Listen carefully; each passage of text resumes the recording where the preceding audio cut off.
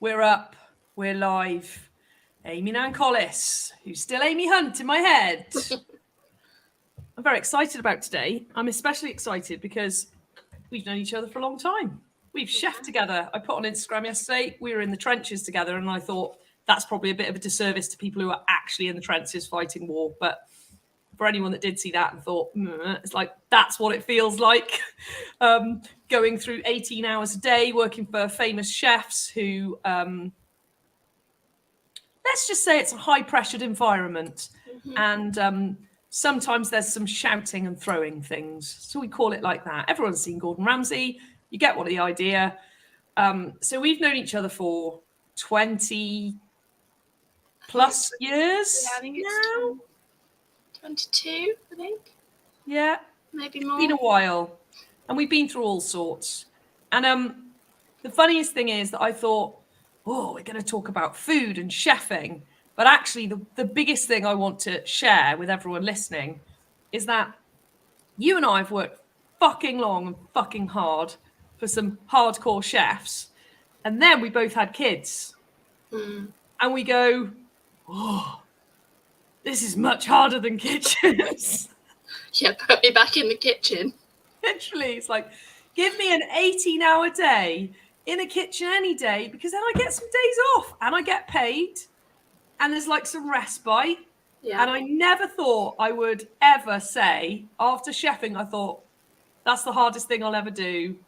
That's the tiredest I'll ever feel. That's the worst emotionally low I'll probably ever feel. You've been through the same. Then I had children and I went, holy shit. My cooking career now looks like, I don't know, a bit of a stroll in the park. Yeah. Not really that big a deal. No dramas. Would you say that's fair? What's it like for you? Yeah, no, I'd say it occurs the same. I mean, there were probably days where it doesn't feel like that. And days in kitchens where actually I'd rather be a mum than be back in that space. But yeah. I think the tiredness is definitely that's up there with another level tired. Yeah. Pregnancy tired as well. Oh my God, I slept through a carpet being refitted in the room next to me in the old house.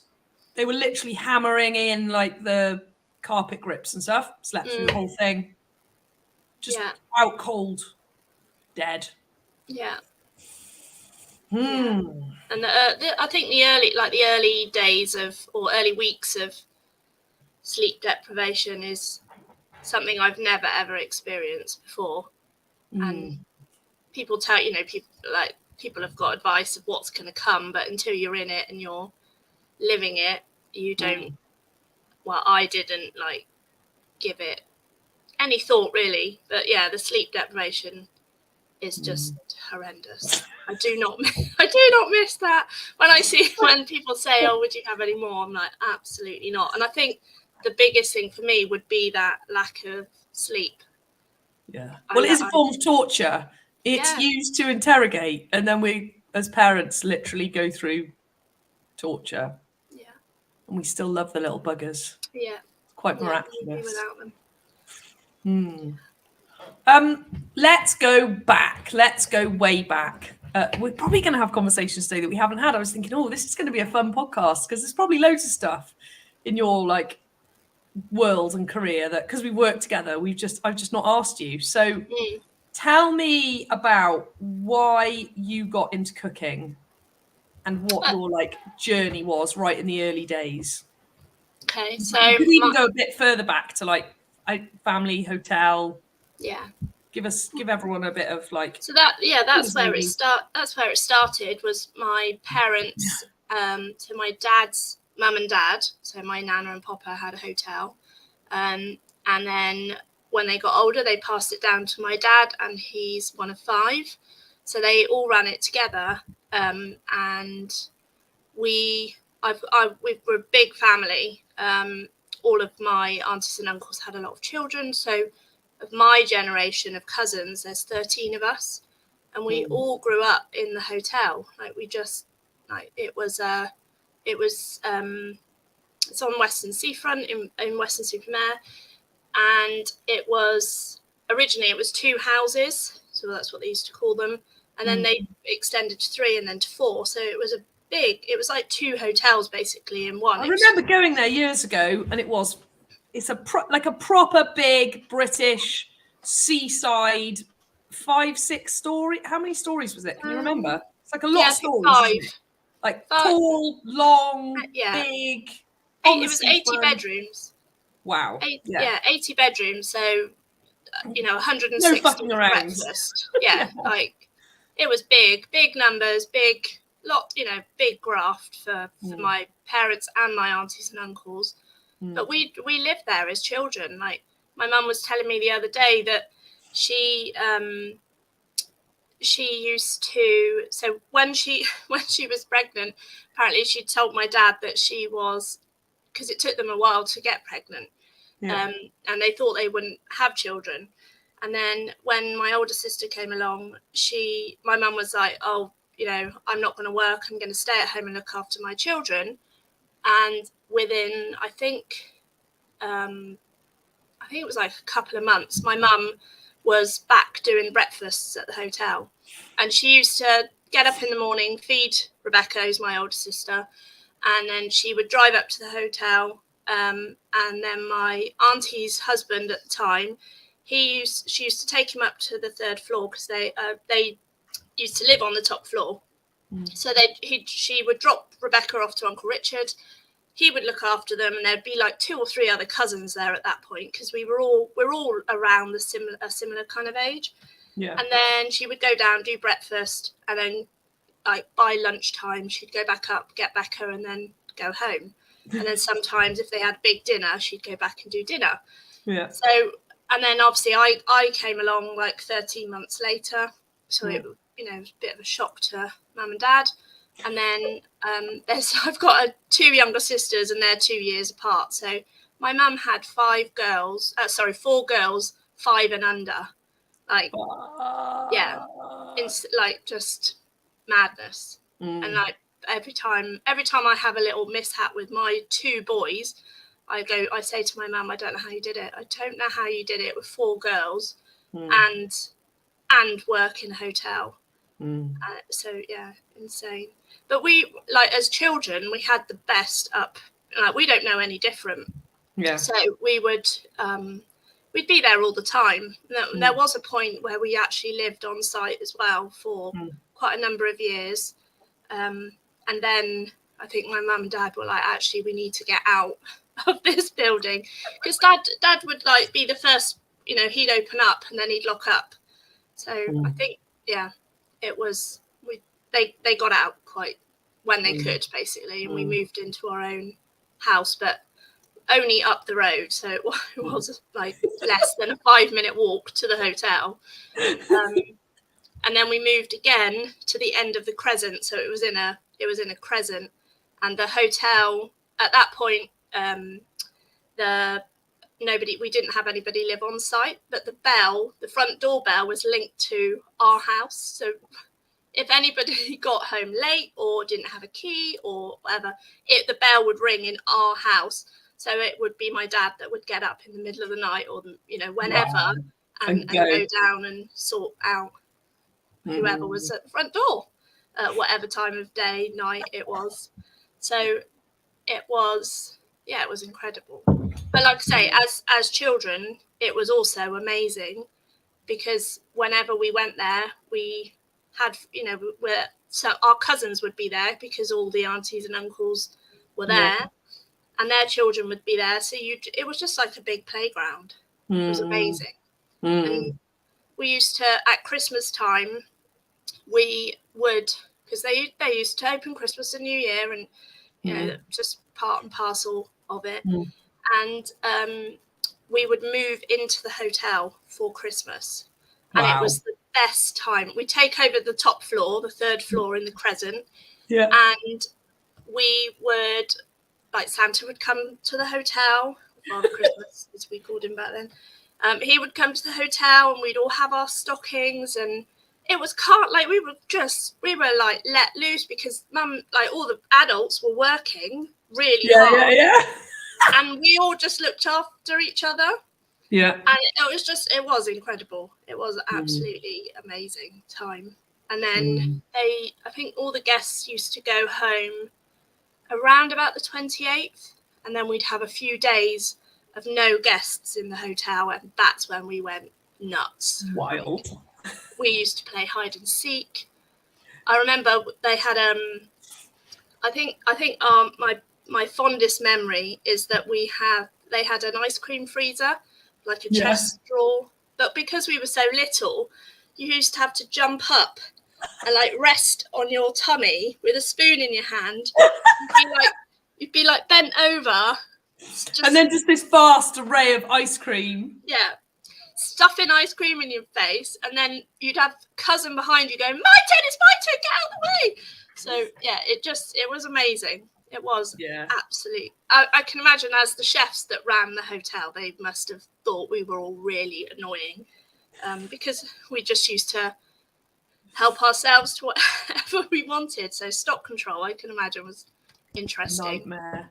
You know, they come back in and say, "Where's all that ice cream gone? Or where's that leg of lamb gone that I'd like earmarked for Sunday lunch?" And Uncle Ian's got it under his arm and walking up the crescent to cook it for his 3 boys for Sunday lunch. So yeah, it was. It wasn't. I think we're all still the best of friends as cousins, and then we've all now got partners and children, and they've just kind of come into the fold. And again, they're like, we are just all the best of friends. And I think we used to think we were normal. We used to think we were a normal family. But as we've got older, I think we've realised that we're not a normal family, but in a good way. And it's really special, isn't it, to be that close to all of your cousins and your aunties and uncles, because you still go on holiday every year, right? Together, you do cousin camp. So you you still create that. I mean, that's magic. Yeah. In a world where everyone's kind of disparate and spread out. Yeah. Yeah, we go to Cheddar, so it's only 40-minute drive from Weston. And we've got a friend, we were in guiding as children, and my mum and dad was heavily into girl guiding, and so we knew a farmer who had a field, and now we rent her field. So it's like a private camp, and there's always like 50 plus of us, and it's just it's my generation of cousins and wives, and then all the children, and it's the most magical weekend in the summer holidays, because we turn up, we leave the cars, and they just, the children look after themselves. It's like it's the next kind of generation. We don't have a hotel to play in, or the adults sit around and chat and reminisce, and the children just go nuts in this open space. So it is incredible. It is the best time. And just, brilliant to keep that going. And like you say, 50 plus, and that's without your parents' generation. That's just your generation and the kids, right? So that's massive. Yeah. Yeah. And then we normally invite the mums and dads, aunties, uncles to come for a barbecue, and they love it. Like you can see the joy in their faces. They're sitting there eating their burger, looking at everybody, just thinking. I think that I always think that they should be giving themselves a massive pat on the back, that actually we did all good. right. Yeah, I think since becoming a parent, it's an interesting metric of measuring success, and all the things that I would have measured prior as success. Now I'm just want my kids to be happy. I don't give a shit. I just want them to be happy, whatever that looks like. So there's something in that if all of your parents are just seeing you guys all loving it and being connected and being with each other, and shit happens, right? Everyone's got their stuff going on, but actually to create that and be that and see and actually see that. Most people see that at funerals and at weddings, and that's it.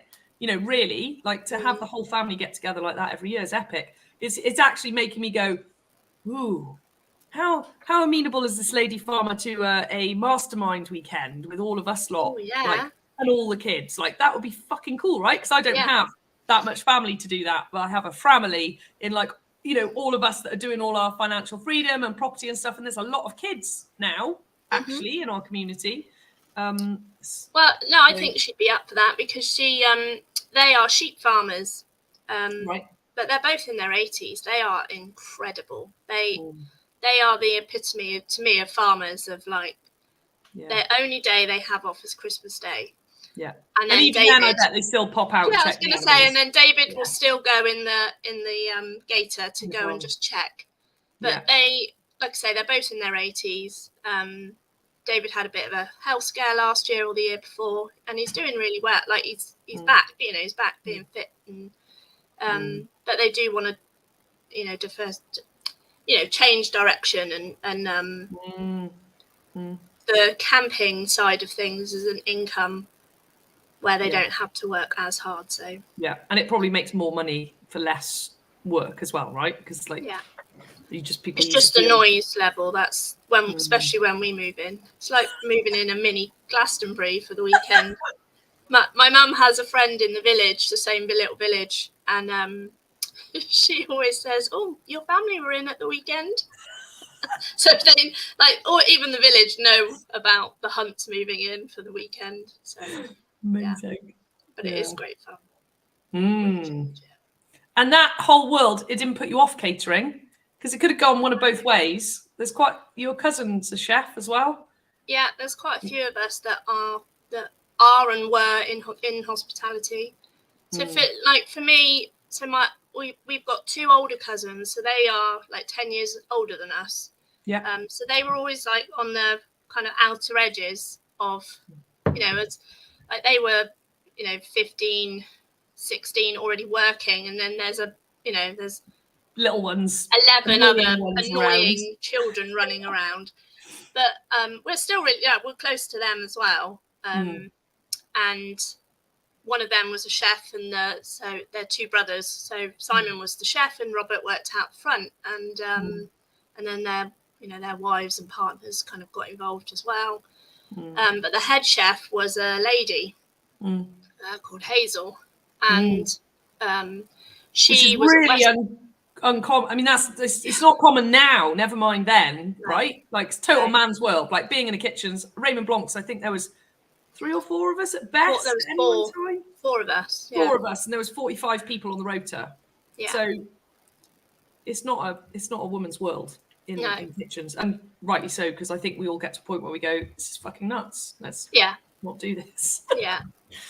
So Hazel ran the kitchen, and I remember. So she's 10 years older than me, and I remember at about 14, and she was already the head chef then. At 20, she would have been 24. And just looking at her going, wow, like I want to be like Hazel when I grow up. Wow, I never knew that. That's so cool. Yeah, she just, the way that she like commanded the kitchen, she just was she's just an incredible lady, and but really calm, and like kitchens are like you say, they're sweary and they're loud and they're hot and all of that, but she was very controlled, not all the time. Like she'd probably say, that's my memory is that she just used to be like a swan. She'd float around, make everything happen, and all the boys underneath her would be doing what she said. So and originally the hotel was my dad and his twin, Uncle Ian, who sadly is no longer with us. But he, my dad and Uncle Ian, they ran the kitchen, and Hazel went as like one day a week from college, and then stayed, and she was there. She never had another. Well, she didn't. She went from college straight to the hotel, and then within a couple of years was head chef there. Wow. And then she stayed at the hotel until I opened my restaurant, and then she moved to work for me. So she's only really had 2 jobs in her life. Wow. Her background, or her parents' background, is caravan park, so she now runs a caravan park in Bream. So she still works really hard. So yeah. But that was I remember as clear as anything, thinking I want to be like Hazel, because she looks like she's got her shit together, and she loved it. Like, I think it's inspiring as a child to look at somebody who loves doing what they do. I think, like, there must be so many children that grow up in a house where their parents go out to work and they hate what they do.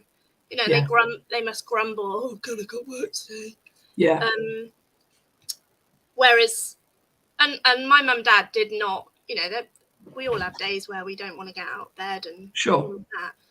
But even as a child, my mum and dad and all my aunties and uncles, they looked like they were having the time of their lives as children.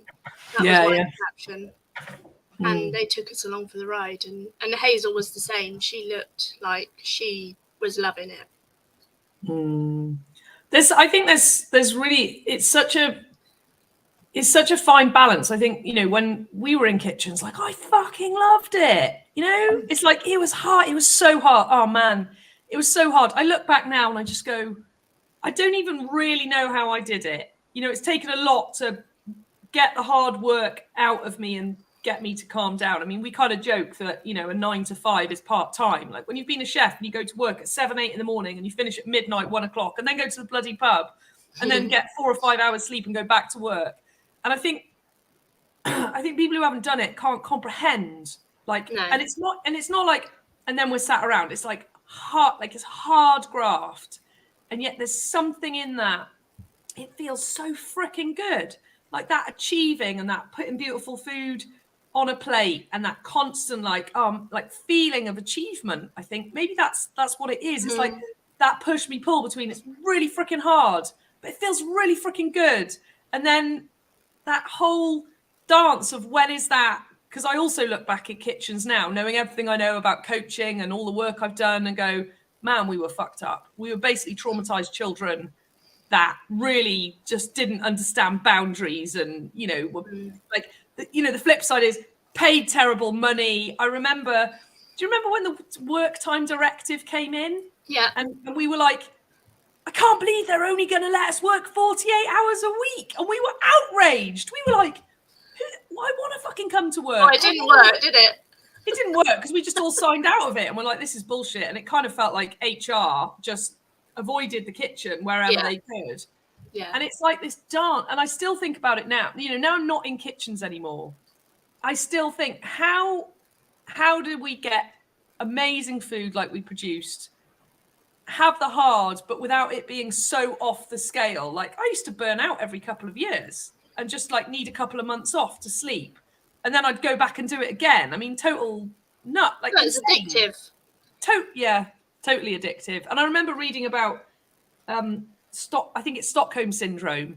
And it was like, yeah, pretty much all chefs have that. You know, this like just waiting for that one bit of praise and putting up with anything just to like put some beautiful food on the plate. And I mean, just in some ways, just so screwed up psychologically, knowing what I know now.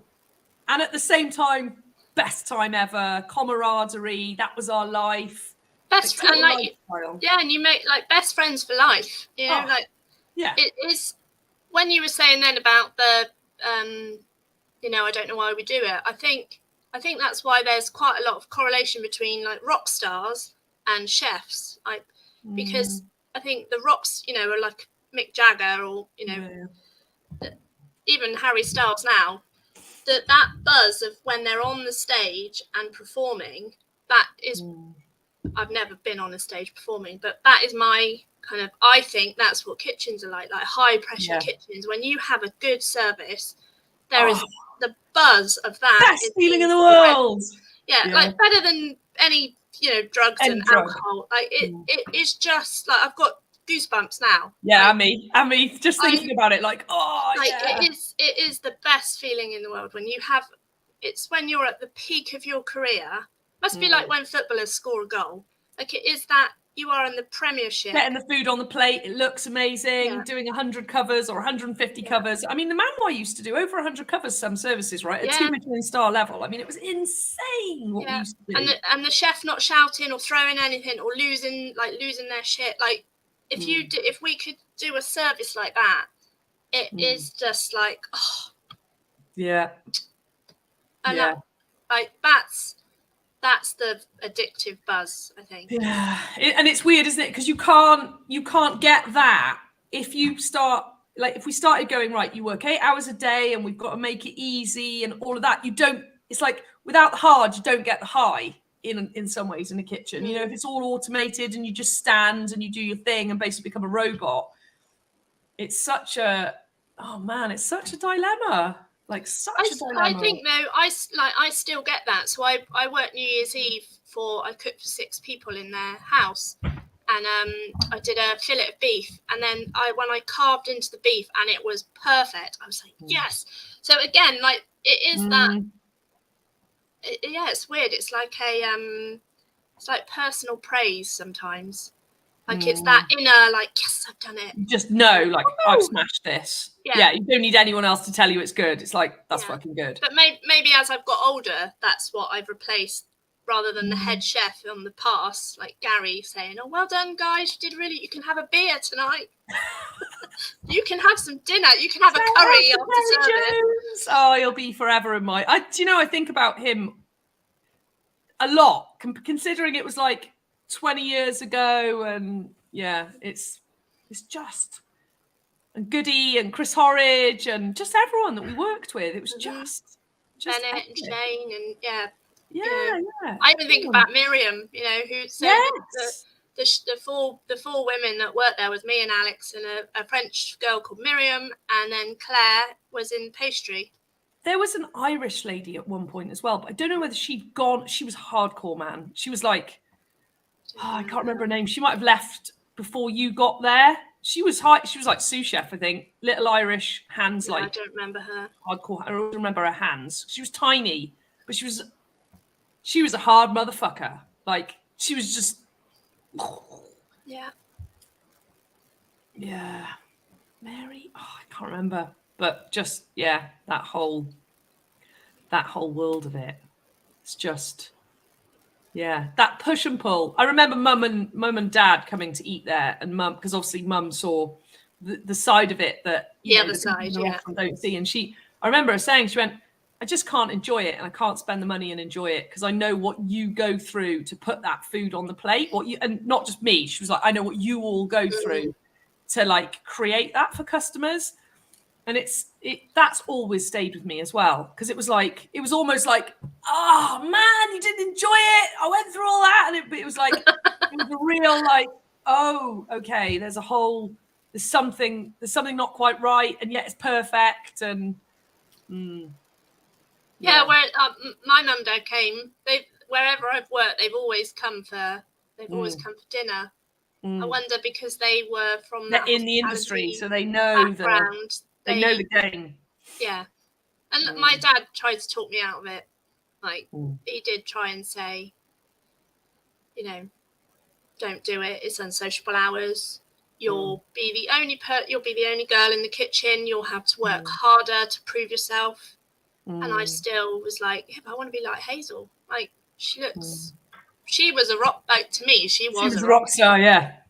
And I was like, I want that. I want to be like Hazel. And I don't regret any of it, really. I look back and I think I was slightly deluded, but I look back with rose tinted glasses. Like, I do love. It's a bit like giving birth, though, isn't it? All the pain's gone, and you just remember I've got a baby, and it's like, it's the same in kitchens. It's like, oh, the fuck! I remember, falling, so tired, living. I think it was Mike. Was it Mike's? Because we all used to be in a room, in rooms in people's houses or in staff houses, and I was in Mike's house in like an attic room, and I used to fall asleep in my whites, and they were stinking because you'd be like 18 hours a day, sweat and just rancid. Yeah. And I'd sit on my bed and think, oh, I'll just sit here for 2 minutes, and then boom, and it'd be 5 a.m, and I'd still be in my chef's clothes, stinking and knackered, and all of that stuff kind of, I don't know, it kind of drops away. You remember it, but I don't. Again, it's almost part of part of the badge, part of the like, yeah, we did it type stuff. Yeah. So Hazel got you inspired, which I love that part of the story as well. I think the more that people share that they just saw someone that they thought that was really cool and went for it, like that's so powerful. And actually, I think it's really cool that your dad said that stuff to you, but then still totally supported you doing it. I'm assuming, like he didn't say no. You know, there's a lot of parents out there who will say to a child, go and do uni first, and if you still want to be a chef, then you can go do it. You know, that type of thing. It's like, don't fucking do that to your kids, please. If you're listening and you've got kids, let them follow it, because you know we're living like the same here. You know, went into kitchens at 14, at 15 again. Mark, the head chef, again not with us, but now. But fuck me, I was like not quite the same as you and Hazel, but he was all over it, like really good. And he was just like, what are you going to do? I was like, I hate school. He was like, do you want a job? Come and work in the kitchen. I was like, yeah. You know, it's that just following and having someone as a teenager to sort of aspire to be. Yeah. Just magic. And for your dad to like tell you it's going to be fucking hard. I mean, I think that's responsible. Yeah. Then, like, he wasn't lying. You know, and so did you go? You went to college? I did. What did you do? No, I did 2 years at college. So we were the first year of MVQs. My dad would say not very qualified. Not very qualified. Me too. It's not the 706 ones of the yesteryear the City and Guilds court. No, so yeah, I was like, no, Dad, I want to. You know, and a lot of my friends were going, and the thing with catering, I don't know if it's different. I think it is slightly different now, but basically, if you didn't know what you wanted to do, you either got put into hairdressing or catering, because there was no qualifications to be there. And I remember my predicted grades for GCSEs were terrible, but actually because I think I was like on a 55% coursework ratio, I actually did really well, because my mum, legend, basically did my GCSEs for me, and she sat and she got me over the line. Yeah. But when I went to college, they said, are you sure you want to do the chefing side of things? Because you could go on to do a BTEC. And then you could do like management side. I was like, no, I'm not doing that. I want to be in the kitchen. I want to learn to cook. So we did 2 years, but it was terrible. Fridays we used to go to the pub, and like my dad went into college one day to say, this is ridiculous, because my dad had been to college at Weston as well, so he knew, and like they had an amazing head lecturer, so he knew what it could be like. So he basically went into college to say, this is ridiculous. How can you say that my daughter's on a full-time course when she's working 18? Well, I did 18 hours a week on a full-time course in college. I had 2 other jobs. So I worked at the hotel, and it's just also nuts, isn't it? Yeah, I also worked in a like open air swimming pool, flipping burgers and chips, which was great fun, but not very kind of career driven. But again, that was a female head chef, and she was epic. Was it? Sharon. Yeah, she was awesome. She was so different to Hazel. And she now runs a pub in Weston. I still speak to her now, but she was very sweary and very like, she was very sweary, very shouty, very like, rah! Yeah. But she was awesome. Hands up, everyone. That's what I was like in the kitchen. I was fucking horrible. And you were the nice one with the like a swan.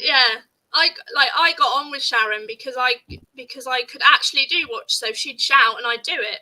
And then she'd be like, oh, okay, Amy's actually there. Whereas most of the others were there, you know, they were doing art or something at college and pretending to be a chef. A bit of cash. Yeah. So I went to college for 2 years, and I did a lot of growing up in that time. a lot of socialising. Like Weston is quite a small town, seaside town. And then I came out there at 18, and there was a couple of okay restaurants in Weston, but there wasn't anything really. I went to speak to them. I think as well that being female and chef, they would try and pin you into like the pastry section, which I love. Like I can cook pastry, I can make desserts, but it's not my, like, pastry chefs are another level. They're just they're different, aren't they? They're so different. They're so different. It's very accurate, and everything's measured, and they're much calmer, and there's no drama in a pastry kitchen. I always remember at the Manoir, it was like its own kitchen. They had their own head chef, didn't they? And it was like we were fucking animals. They used the this is how it occurred to me. It's like the pastry chef looked at us all like we were pigs, and they were like fucking pristine. And Benoit, shout out to Benoit. I think Benoit's still at the Manoir, isn't he? Yeah, he is. He does they were like on the telly as well. Oh, is he? I didn't know that. They were immaculate, and it was like they looked at us like we were animals. That's the only way I can describe it. And I don't think many of us dared go in there. I mean, I used to, Dennis and I were really good friends, so then I'd like go in a little bit, and Dennis was kind of cool, but he was still like ninja. Yeah. But different work. It's a different breed of chef. Completely different, isn't it? Totally. I think having an alliance with somebody in pastry definitely helped get definitely stuff. Helped. I do remember once I asked Benoit for the do you remember the tall olive tins that we used to sit a chinois on? Yeah. Pasta. And I remember going in, so I think somebody would have gone, Amy, you go, he won't say no to you.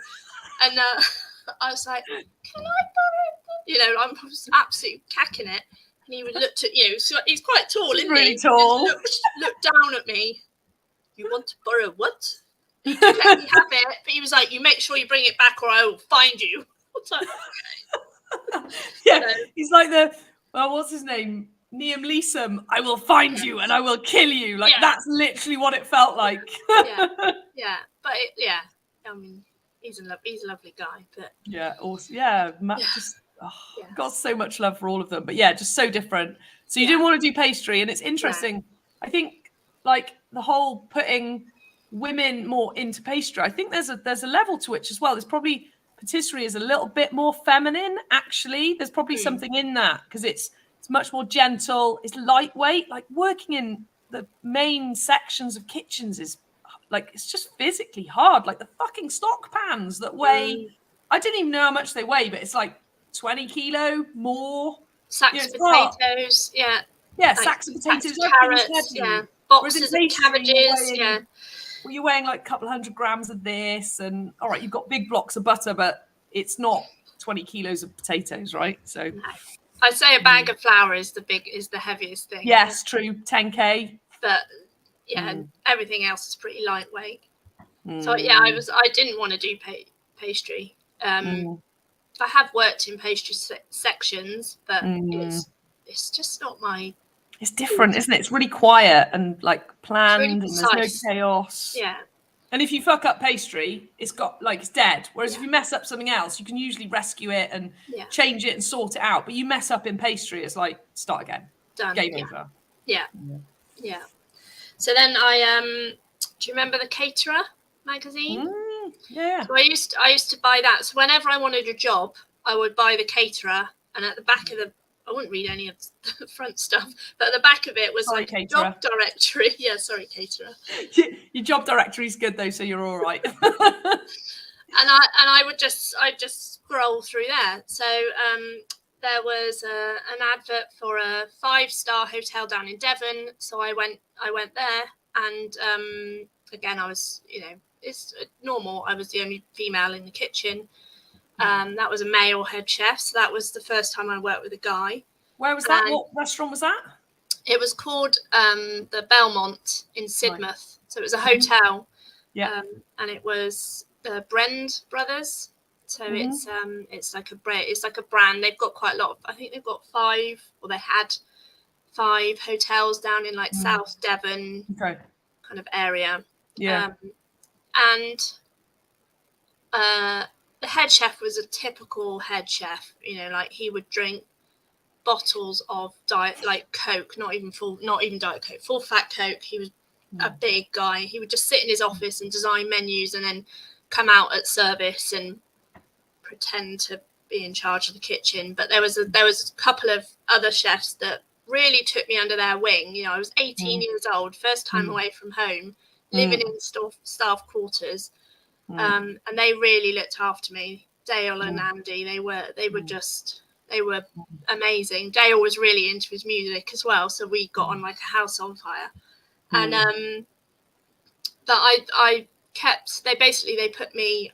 I think most chefs start over in the veg section, so then they moved me to. They used to do a huge like day trade of sandwiches, so like lounge food. Open sandwiches, like the amount of crab sandwiches I made in that building was insane. But I kept like basically I could run the section really well, and then I would go and after a month or 6 weeks or whatever, I'd go and say, chef, I want to move. Like I'm not here to just make sandwiches. I want to learn. And then he'd say, yeah, okay, I'll move you. And then he would move me to a different section. And then whoever the chef was that went into the sandwich section would be in the, within like an hour of service would be in the shit. Amy, get back on the, so I'd go back in, bail them out. And then the following day he'd be like, right, it's not working. He can't handle it. You can do it. You're back in sandwiches, or bar snacks, or whatever it was called. And then I'd give it another month and I'd go back and I'd say, please move me. I'm not here to just make sandwiches. I can do it. Like I could do it with standing on my head. And he didn't move me. And I said the last time I went to him, I said, if you don't move me, I'm going to leave because I'm not learning anything. And so after 9 months of that happening, I then left and went to, again, I brought the caterer and there was an advert in there for a restaurant in Bath, and I rang them on my day off, and it was hilarious. So I said, oh, I'm ringing up about the chef's job. And I said, oh, hang on, I'll put you through to the kitchen. So the kitchen phone obviously rang. They answered the phone. And I said, oh, I'm ringing up about the chef's job. And he went, okay, I'll just get Martin for you, who was the head chef. And he obviously put his hand over the phone and went, it's a girl. And I was like, oh God, like, is that a good thing? Yeah.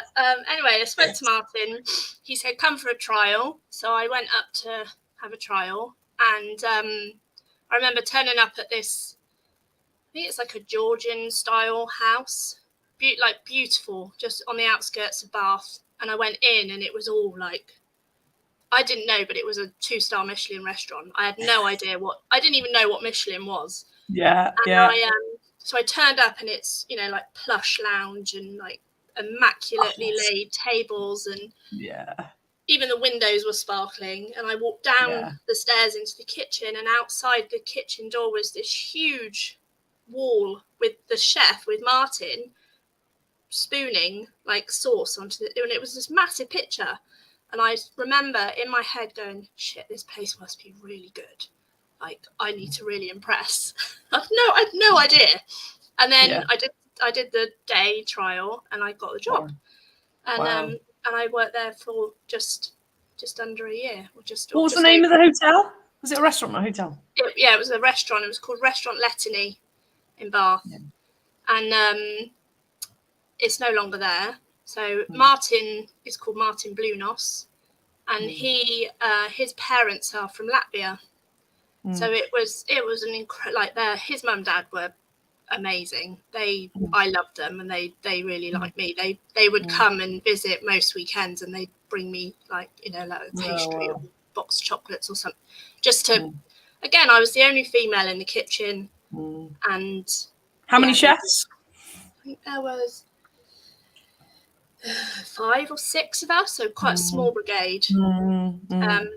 And I think there, like, I really respected Martin, the head chef. He was first in, last out.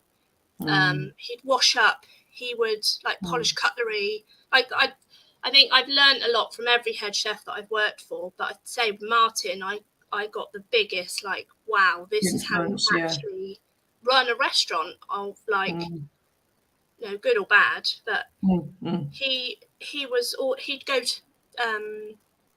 to the veg market and buy all the veg. He'd get up at 4 a.m, and then we'd unload his car, and he was really passionate about ingredients and local food, but also his heritage of Latvia. Like, we did a lot of borscht and pierogi and but a 2 Michelin star level. Like, for anyone listening who doesn't know what that is, it's about as fucking good as it gets, folks. Like, 2 Michelin star. Raymond Blanc's got 2 Michelin stars. He's never managed 3. 3's the highest, because it's like, oh, 2 star, it doesn't sound that good. It's like Michelin stars. I don't think, well, there's 3 Michelin stars is the top, right? And there's only very few. And this is like worldwide. So what Amy's talking about, for anyone listening who doesn't quite, it's like, these are the best restaurants in the world. It's not even like, oh, it's the nicest restaurant in Bath. It's like, these are the best restaurants in the world. And the standard is just, it doesn't get any higher, does it? Like, there's no, money can't buy any more luxury than what these restaurants and hotels do. I mean, it's just phenomenal. And the background is, like, chefs do get up at 4 a.m. and work just a lot. Yeah. And his wife was the Sean. She ran the front of house. But we'd have staff tea. That was, I think, like, we would sit down. It didn't matter if we were ready for service or not. At 6 o'clock, he was like, sit down now and eat. Like, we had, like, we'd go into this little other room and we'd all sit and we'd eat together. The waiters wait the front of house as well. It wasn't just about the chefs. It was a family. We were a family. And I think that was the first time outside of the hotel, as in, like, my mum and dad's hotel, where I felt like, oh, this is what I've been missing, is because I felt like I was in there. I felt like one of their daughters, kind of thing. It was, and all the other chefs around us, that they were, they're like your brothers or your best friends, and I got on really well with the front of house staff, because they were only a small team as well, and especially the girls, like, I got on really well with them. And then a few, like, personal stuff, and I left. I probably wasn't in the best headspace, so I didn't leave particularly. I left under a bit of a cloud, but I have spoken to Martin since to kind of apologise, and he totally gets it. I remember driving to work, because it was only in Bath. Do you remember driving to work thinking, but it's that tiredness. I lived in Bath, but I would always go home at the weekends, or my days, not weekends, but days off. And I remember I used to drive there thinking, if I just crashed the car now, I wouldn't have to go to work. Like, I just wasn't in a... Yeah, I've done it too. It's nuts, isn't it? Like, literally thinking that would be easier than changing something or speaking up, or, like, it's crazy. Like, people don't, and I don't think that's just chefing. I think I'm really glad you've shared that. I think it's really important for people to hear, like, life's fucking hard, and sometimes it feels easier to crash a car and just go, like, check out, suicide ultimately, than it is to, like, say, I can't do this, or I need a different job, or I'm really fucking struggling, or all of that. I totally man, I don't think I knew that either. And we make, I don't know, but I was the same at the memoir. Fuck, it was just like, it's just gets to a point where so tired and so not coping that seems like an easier option. And I remember I was in Weston, and Mum and Dad had oaken glass then, and the building, and Mum saying, "What is wrong with you? Like, what is going on?" I just broke down, and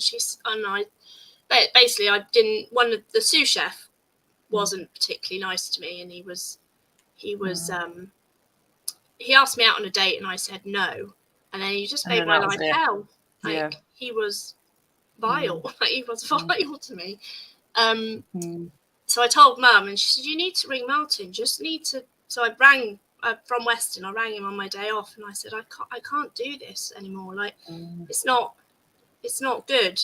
And he, we were a small brigade, so we said, come back and we'll make it work. I'll keep an eye on him. I'll make sure that you don't work like one-on-one with each other.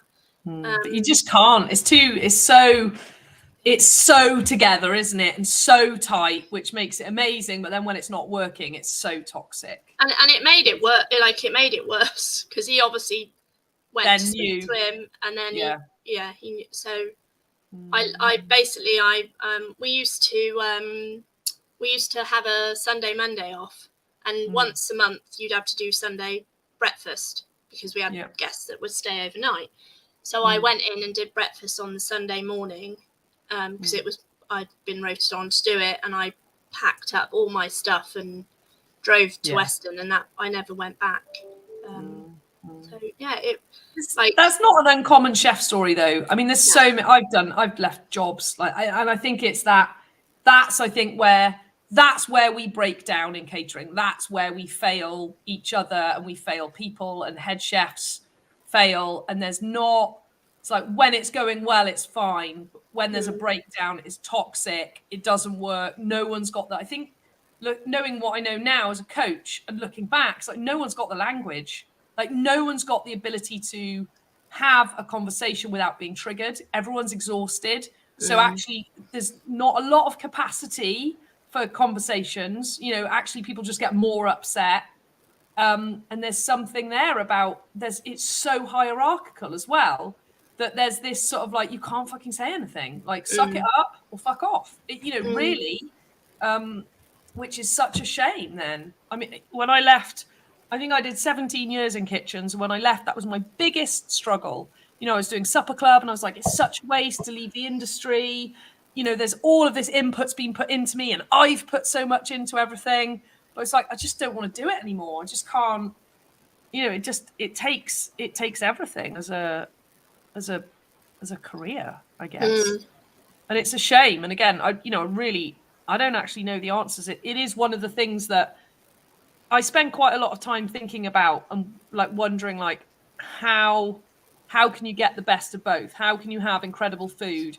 People who are chefs are artists at the end of the day. If you're working in McDonald's or Wagamama's or any chain, look, we're basically human machines. Well, you're just a job, isn't it? It's just a job. But if you're in a place that's where everyone's cooking their guts out, and bringing in, I mean, Jesus, at the Manoir, like whole pigs and whole lambs and fucking crabs that are alive, and like food in its whole raw state, and it's going out the door in the restaurant as this piece of art. I think dealing with people who are doing that it takes something. I don't know what the answer is. I don't know what your thoughts are on all of that, having done everything you've done and where you're at now, and you ran your own restaurant, just to like jump forward a bit and then we'll come back to it, but you ended up running a restaurant in your parents' B&B and like being the head chef, right? So, and I didn't get it right all the time. I had like a mum in my kitchen telling me that I was a bully, which when I had the restaurant, and which was horrible. Like, wow. And knowing you and knowing how like kind and because if someone said that to me, I'd be like, yeah, I'm an absolute see you next Tuesday. But for someone to say that to you, it's like, Jesus. Yeah. But it's the culture, isn't it? The sort of, it's the hierarchical nature of it, or. Yeah. I think it's the banter as well. Like, you either get it or you don't get it. And in hindsight, we probably were a little bit too close to the wind with her son, and that. But yeah, it's there's an amazing organisation called the Burnt Chef out there, and they do a lot of work with like mental health in hospitality. Wow. Okay. And it's growing momentum. Like, it's amazing that they are suddenly addressing the high pressure and the all the stuff that goes on in kitchens. And it's not, it's front of house as well. It's not just exclusive to kitchen. Yeah, it's the whole industry, right? The whole just catering as a or like working, like that whole, you've got to work hard to get to be in the top. You have to work. You have to burn out, like that. It's almost like a badge of honor, isn't it? It's like if you haven't burnt out, you're obviously not working hard enough. Yeah. It's not like if you burn out, it's like, oh my God, what went wrong? It's like, boom, well done. You've got your badge of honor. Yeah. But they are working. They're working with some big name chefs to try and change the conversation. That or change that. If you are struggling, you can go to your head chef and say, I'm not, I can't cope. They've also got a hotline. So if you're feeling really depressed or really under, like 24/7, you can ring this number and there is somebody that you can speak to, and it is hospitality related. Like, so the person on the other phone end of the phone gets that gets where you are, kind of thing. So that's I'm gonna look those guys up. Have you got any contacts in that? How have you heard about them? Social media. Okay. I can't think. I've been following them for a while. And right, I'll stalk them and see they'd be interested. The Burnt Chef. Because like the other thing is getting them out there, right? It's like, getting people to know about them and all the rest of it. Yeah. So there are people trying to change that ideal, like the vision and all of that. I think chefs are taking it more seriously now than ever.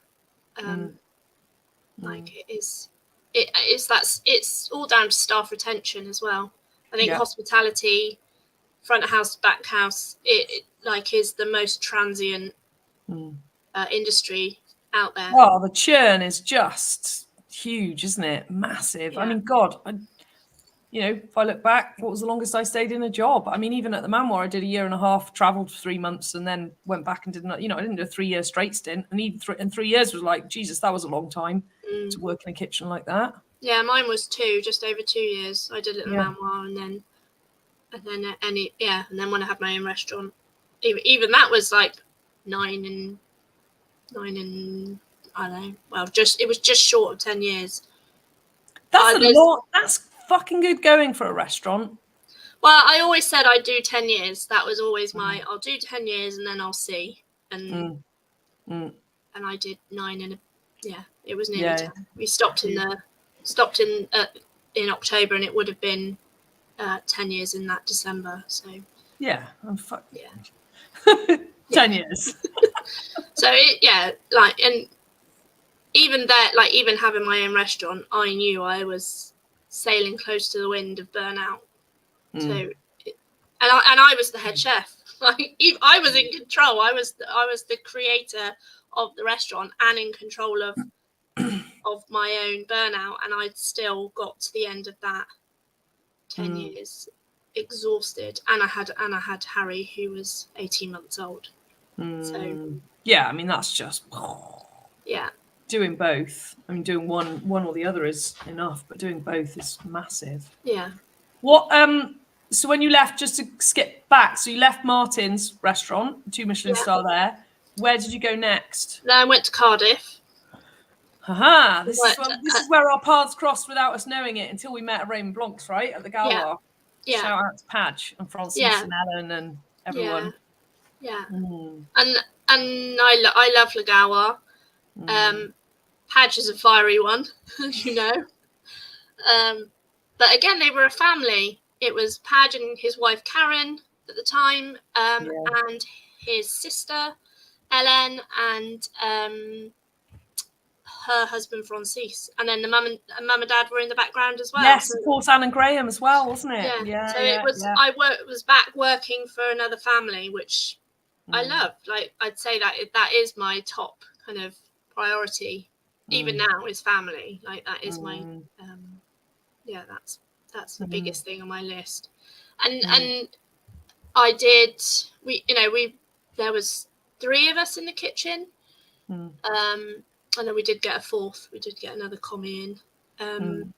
But we won Best Restaurant in Wales the year that I was there.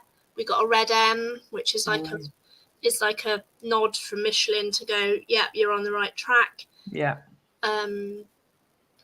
It was great. And I lived in a shared house. I lived in my first HMO. not that I knew it was a HMO back then, but I did just shy of a year there. Was it a year? Sure, it was a year. And that was literally maybe 2 years actually. And that was literally the next street along was where my family home was. Like I wasn't living there anymore, but my mum and dad literally lived down the road, and we probably even passed each other, but didn't know each other at that point. That was so mad when we realised that connection. Because it was Charlton Avenue, wasn't it? Is it Charlton? Romley Road was where our house was. Yeah, and there was Romley Crescent. I think. Yeah. And I lived on Romley Crescent, which is literally just, so I lived around the corner from Alex's mum and dad, but without ever really knowing. Yeah, it's nuts. Yeah. And then I went travelling and did a 4-month round the world ticket. And then I came back, and before we so I was with an ex-partner, and before I was 21, we went to Le Manoir for my 21st birthday. It was like, I mean, yeah, the one thing about Le Gaulois was the money was good. It's the first time I've worked anywhere where the money was all right, and we got tips, and the tips were good. Like basically, I lived off my tips. Yeah. So we went to Le Manoir, me and Kevin, for my 21st birthday, and I just remember going as a guest and remember thinking, "Wow, this is next level. This is incredible."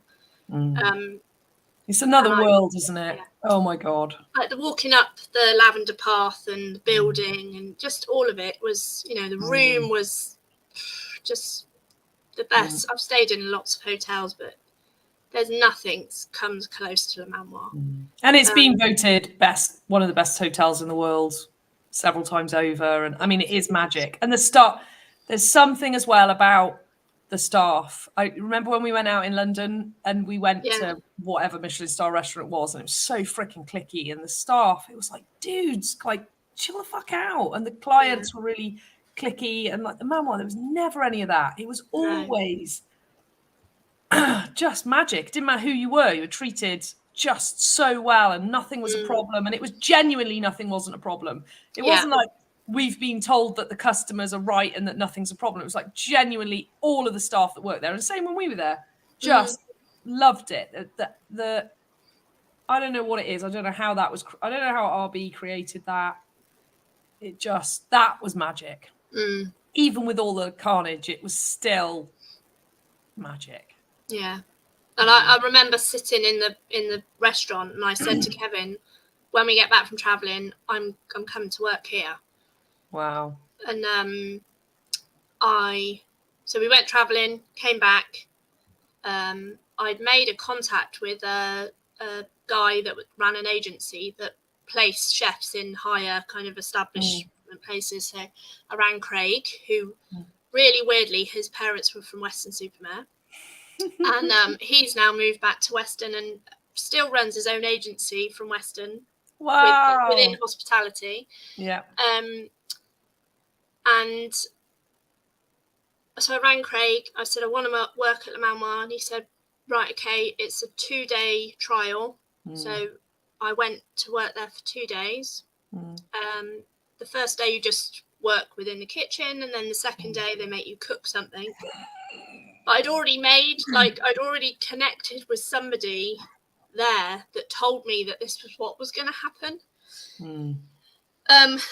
And it was like Goody was like who I was speaking to, as in like he was my trial kind of person. And at the end of the second day, I remember he sat me on the veg section. We were sat on the veg section, and he said, I think you're really awesome. I think you've already made, like, I can see that you would gel with the team, but he said, I just don't think you're I think you're just gonna get eaten alive in here. He was like, you're too quiet, you're too, like, you're not like assertive enough. And I was like, it was like a stab in the heart, like what, like, and this is coming from Goody, and Goody, oh my God, I've got so much love for that man. Shout out to David Goodridge. Like, what a freaking, do you know what an amazing chef, and what a fucking awesome human being. I have never met a fairer chef. and a more kind and generous and hardcore. Like everyone, we all used to listen to him. I've never heard him. I think I heard him shout once. And that was after, I can't remember who it was, pushed and pushed and pushed and pushed. Yeah. And he'd had enough. Yeah. But like, what an epic human being. So for him to say that as well is like, oh. And he did, like, the way he delivered it, you know, he wasn't being horrible. Yeah. He was just saying, like, for me, I just think we're going to break you, basically. Yeah. But he did it, and like he said it looking out for me. And I just said, I remember, what did you say? Just come back to me. I said, I think you're wrong. I was like, I want to work here. Like, I came here 5 months ago and I sat in your restaurant and I said, I am going to work in this place. And he was like, you know, I think that was the assertiveness he was looking for, right? Yeah. Actually, if you look back, that's like, he was like, okay. But I pushed that aside, forgotten all about that. So we've just spoken about that now. And then he said, right, come back, go away, and like come back again in a month's time and show me that you want it. So I went back to Weston and I worked a bit more in the hotel, and I went back and I was like, right, I need to like man up, like, which, as you know, I needed to become more masculine. Yeah. And I think that's where I really stood when I went into that, like I've got to be a man. I've got this. And that's I went back and I got the job, and I started the next day or 2 days later or whatever. Wow. And I was thinking yesterday, I wonder what we're going to talk about. And I think that was one thing that came up for me, was the masculine energy, that persona of being a man. I cut my hair. Like, I look back at photos of me, I've got really short hair. Well, shorter than mine is now, right? Like super short. I was like, really short. It was really. My sister-in-law Cheryl put a picture on yesterday on our family chat saying, she was sorting out some cupboards and she'd found this picture of me and my sisters. Yeah. And Becky, my older sister, she was like, "Oh, look at me and Polly with our two brothers," because my hair was so short. Brutal. I did look like a boy. I was a little smaller. I was quite flat chested. I looked like I made myself look like a boy. I didn't realize at the time I was doing it, but yesterday thinking about it, I was like, I would swear more. I could down a pint. I could. Do you know what I mean? I basically shut off that feminine side of me and became without really realizing it. Yeah. Of just being like, I've got to be one of the boys. I have to be a lad. And I think it was like the it was early 2000s. So it was, ladette culture was still around, like, you know, girls being boys. So, well, and I think, you know, I totally agree with you. And I think the thing that gets misconstrued, especially now, like, by God, what is going on now with, I don't want to foray too far into the whole transgender world. I really don't, because it's such a massive subject. And it's like what you've just shared there, same for me. Like, and I don't think there's anything wrong with it. I think looking back as well, it's like, if you want to be in a workplace where shit's got to get done by a certain time and there's deadline, it's like that energy, and take it off male, female, like that masculine energy, that works. If you want to get that done, it works. It's the same in the forces. It's the same in the police. It's the same anywhere where shit's got to get done and there ain't time for chit chat.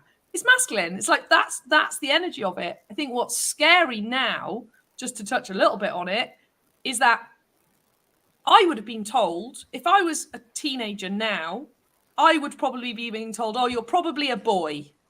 You know, that's the messaging, like the societal messaging. It's like, no, I've just got masculine energy. I'm a female and I have masculine energy and male energy. And actually I have the ability to work in that environment and hold my own, and fucking exhausting. I suspect that's probably why, burnout and all the rest of it, because actually it's really hard doing that and trying to be a man as a woman when my core energy is not male, that's fucking hard over time.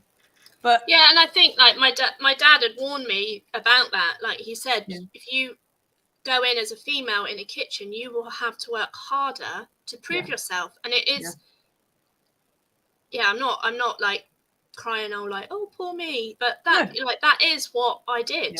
And it's like there's something and I think there's something about the narrative now is that that's not okay, when actually that's fine. That's workability. It's not saying women are bad and men are great, because actually ironically now we're going, that doing that like male thing, that's bad. It's like, no, that just gets shit done. There's nothing wrong with it.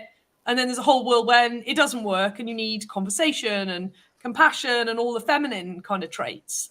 But it's like, that's the reality. You've got customers, and for people listening, like if you're a customer, that's what, like, your expectations of, I want my dinner within like whatever people deem as a reasonable time to have it on their plate from when they order. It's like, that's what it takes.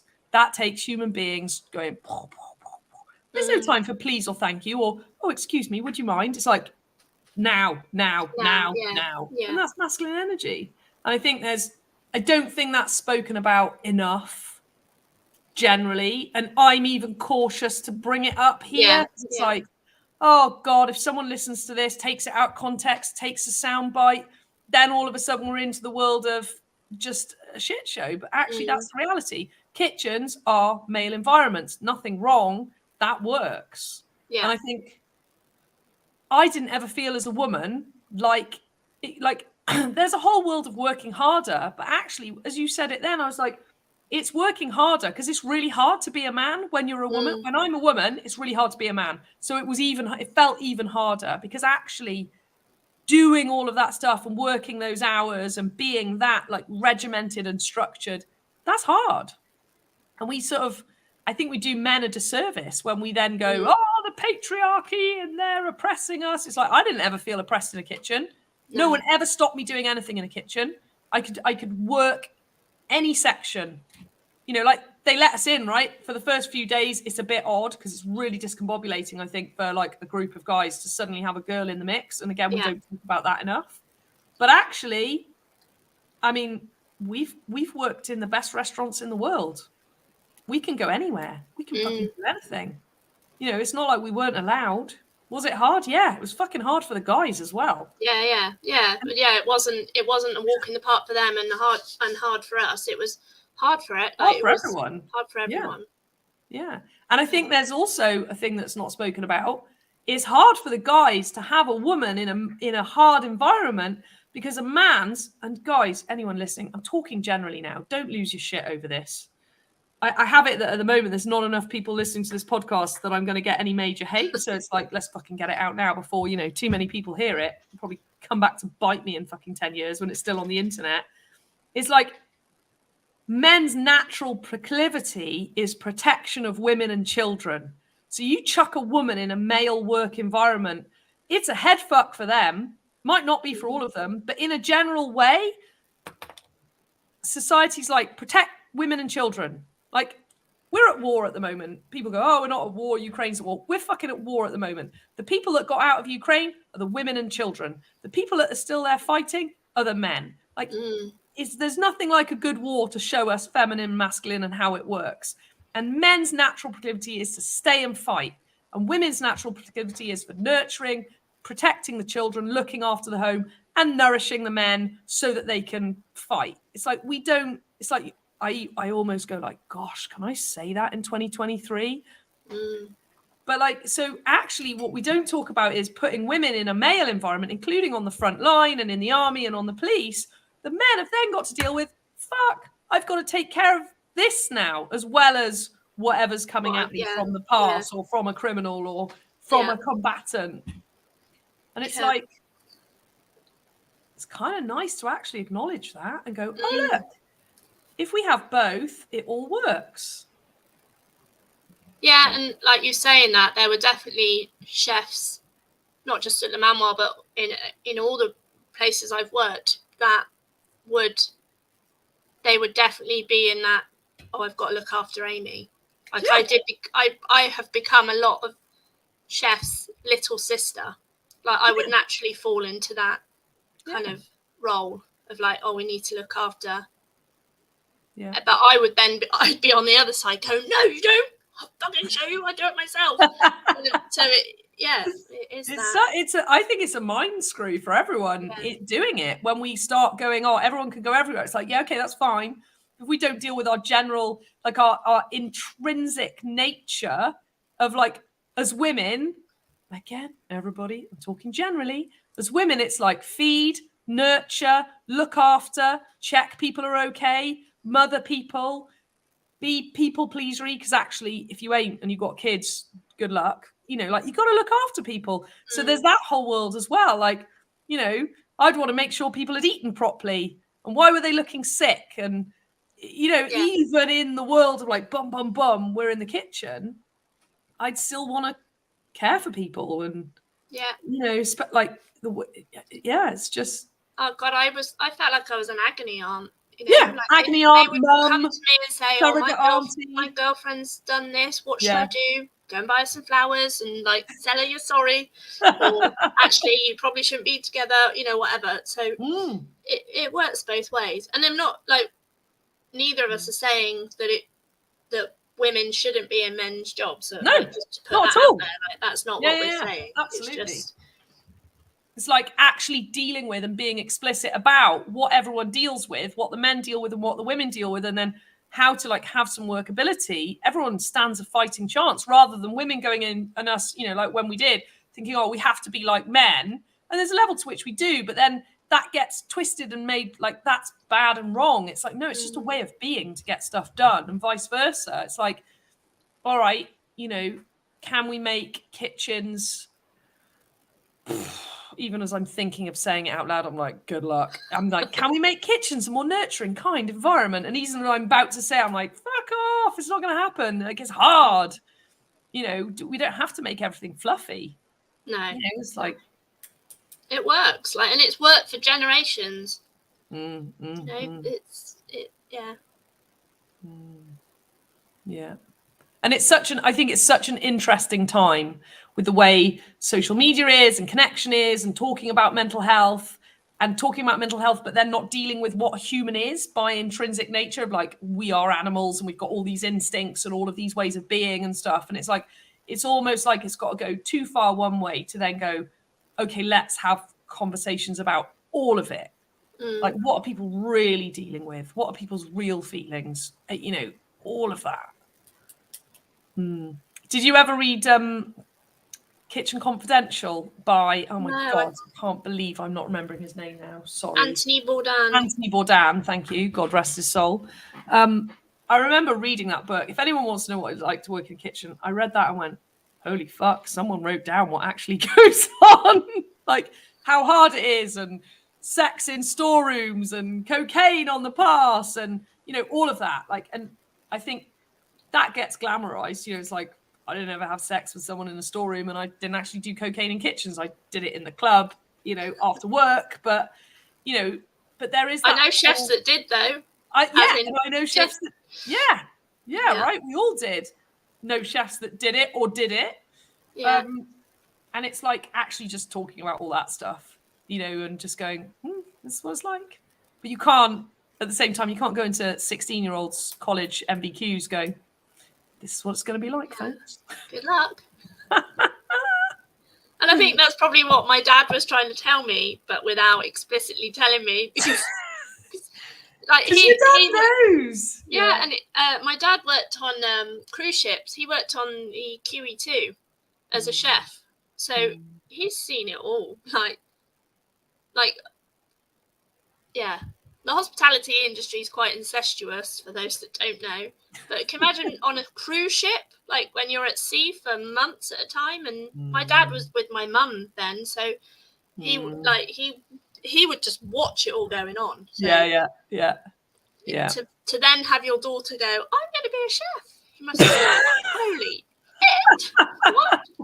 And want to say no, don't do that without saying, because this is what's going to happen. Yeah. You're going to be exposed to this. Yeah. But then if you told me that, I'd probably be like, well, that sounds awesome. I'm going to do it even more. Woo-hoo, let's go. Yeah. I don't know. Yeah. What do you think? What do you want to say about being a chef in those kitchens, and like, what have you learnt, or what was your biggest takeaway? Like, what else is there to say about just working at that level, that many hours under that like the pressure is just ridiculous. I think that's the thing. It's so high pressured on a scale that, well, we've seen grown men cry, haven't we? It's killed people. There's suicide, like all of it. It's just high pressure. What how did you find the transition from being in Michelin star restaurants to, like, because you had your own restaurant after the Memoir, or did you go somewhere else? No, John Campbell. No, I did a bit of traveling, then I went and worked with John Campbell at the Vineyard, which again was a 1-star Michelin. It was set in a hotel in Newbury. And that was a different paced kitchen. It felt calmer working there. Yeah, I was older as well, so I was less like, I'd see the younger chefs come in, and I'd be like, "Don't do that! Like, they're just trying to egg you on. Like, just ignore them. Yeah. Like, don't be drawn into the banter and the trying to prove yourself. Like, as long as you get your head down and cook. Just I just used to let it all wash over me. I worked with Richard Davids back then. Yes, he was a chap, wasn't he? Shout out to Richard. He's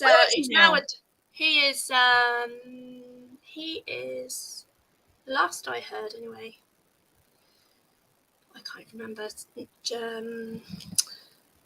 Around this area, like along the M4 somewhere. I can't think. But he's a dad now, I think. So he's probably a lot more mellow as well.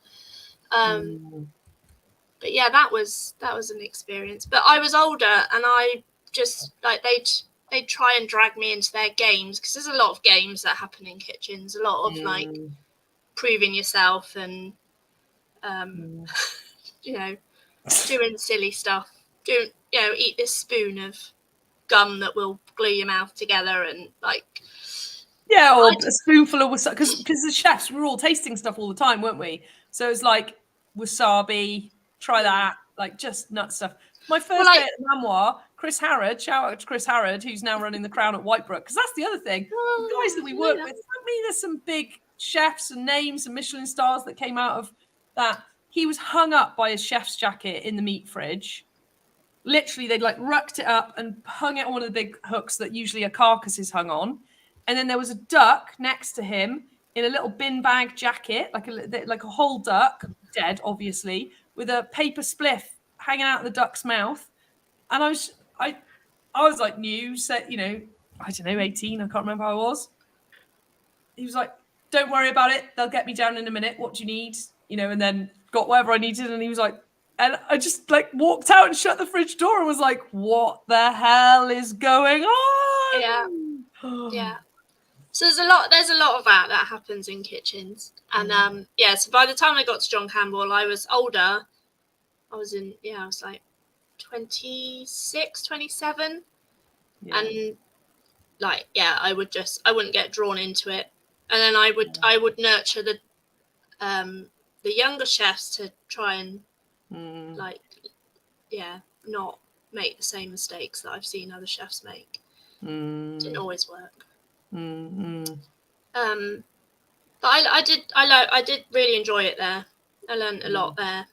I think I learned a lot about myself there, as in just that I could cook, and that that it gave me the confidence, really, that I could kind of, because we did quite a lot of menu creating there, so it was a very like team. At Le Manoir, Raymond Blanc and Gary, they would say, "You're cooking this, you cook it." Yeah. At the vineyard, it was like, right, John would say, we're going to have pigeon as the main element. What should we put with it? And it was very much a It was team. co-creating, Nathan Outlaw as well. Yeah. Like, Outlaw. Yeah. And loads of, like you say, loads of chefs. Gary, he's now got a Michelin star in London. Loads of amazing chefs that have gone on to, like you say, now are head chefs in some of the best restaurants in the country and the world. Like, it did feed it's fed the industry. Yeah. Those kitchens for sure do, right? It's like there's no better training ground. No. So I did really enjoy it there. And John Campbell was, we used to call him Mad John, but he was, I got on really well with him. Yeah. He was lovely. He was, I'd say he was a very nurturing chef. He was definitely more a people kind of person. So he would look at you as a human being rather than just as a number within the brigade. And then he would say, right, what do you need help with? What do you need to learn? Where's your weaknesses? Where are your strengths? So I loved it there. And then I left and opened my own restaurant. So by 28, I had Oaken Glass. And like in the industry, that was always the goal. By by the time you were 30, you either had your own restaurant or you were head chef somewhere decent. Yeah. Like that was like the unspoken. And everyone's so young. I mean, God, like I think because we start so young and you work so many hours, so you get so far ahead in an industry so young as well. So so then I moved back to Weston. I'd met Andy by then as well. And I moved back to Weston. I worked in a couple of places just to tie me over, and then Mum and Dad said, "Come and open a restaurant in our house," and that's what happened. And to be clear, it was a big house, and the restaurant was in a conservatory that sat how many? It wasn't it was a conservatory that led into like an oak panelled room, so we used to do about 36 in the evenings, and then about 50 on a Sunday lunchtime. Your restaurant is the only restaurant that has hit the Sunday lunch spot for me. Like, it's just one of the hardest meals I find to go out for because it's my freaking favorite meal, and most places just don't get it right. Not because it's not fancy enough, if anything, because people try and make it fancy, and it's like, just give me a freaking plate of roasted meat and potatoes and parsnips and cauliflower cheese and all the veg and proper gravy. Don't make it weird. And yours is, and I'm only realizing that now because the one thing I say is like, oh man, if there was just somewhere that did a decent Sunday lunch, yours was it. Hence, and you were rammed all the time, right? Sunday lunch, you're fully booked. Yeah. And that was my favorite. That was my favorite day. Sundays. It was my favorite day when I ran the pub. I loved the Sunday day. lunch. Yeah. That was my favorite service. How did you find running your own restaurant to being a chef in someone else's kitchen? Oh, totally different. And I wouldn't have been able to do it without my mum and dad in the background. Like, they did so much unsaid work. Like, even, they would, because they lived there as well, they would get up in the mornings and they'd be out brushing up the fag butts from the night before. And, even though we had an ashtray, but, or wiping down the tables in the garden with all the birds, whatever, and making sure the umbrellas were out, and painting, like my dad's like maintenance, painting, decorating, laundry, like my mum would do all the laundry. And you had linen tablecloths and everything, right? Like serious laundry, napkins, the lots, just so and also then my mum and we hired a bookkeeper called Polly, so mum and Polly basically would say, Amy, you need to rein it in. like you need to have a cheap menu this month. But I got to play. I got to, over the years I collated so many recipes and ideas and written stuff down, and then it was just a melting pot of all of that, really. And I had a great team. Like, I did have a great team. And I knew that I wanted to nurture that team. Like, I've worked in so many hard kitchens not just kitchens, but front of house as well. Like, it's really hard in a kitchen to not know what's going on out front. As in, like, the waitresses or waiters are having a bad service, like in the kitchen, about it.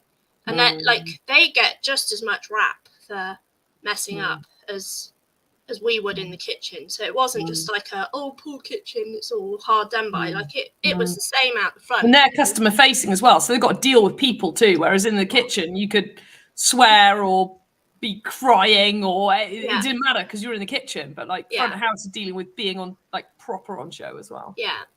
So and I knew I wanted to create a family. Like, that was anybody that came to work for me, they were either my brother or my sister or my child that I didn't have I created that family, and we'd sit down. I stole Martin's idea. 6 o'clock, didn't care where we were, sit down, and if anything, I was the one that wouldn't sit down, because I'd be like, you go and sit down and I'll finish getting ready for service. I was first in, I was last out. I did all the shopping. Like,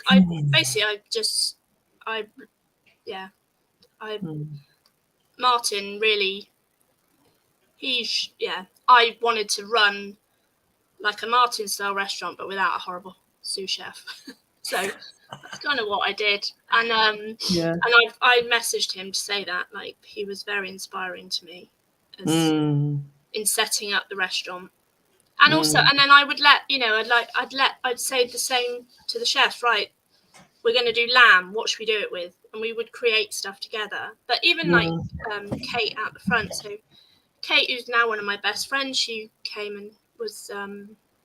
I had to first started off with a lady called Becky.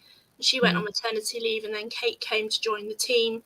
Becky she did come back, but part time, and Kate took over as my, like, front of house manager, and she even she loves food. She knew what she was talking about, so she'd say, oh, why don't we do an afternoon tea? All right, let's try it. And it worked. And so it wasn't just me, and it was very much like, if anybody's got any ideas or something that isn't working, bring it to me. And I wanted to have that kind of open book.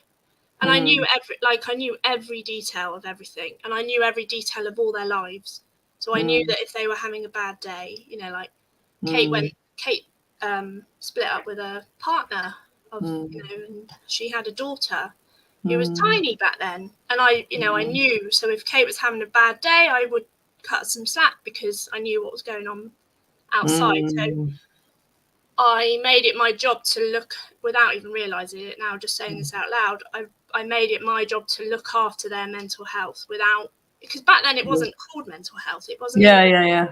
Mental health was for very sick people. Like Sister Laura, she is a mental health nurse.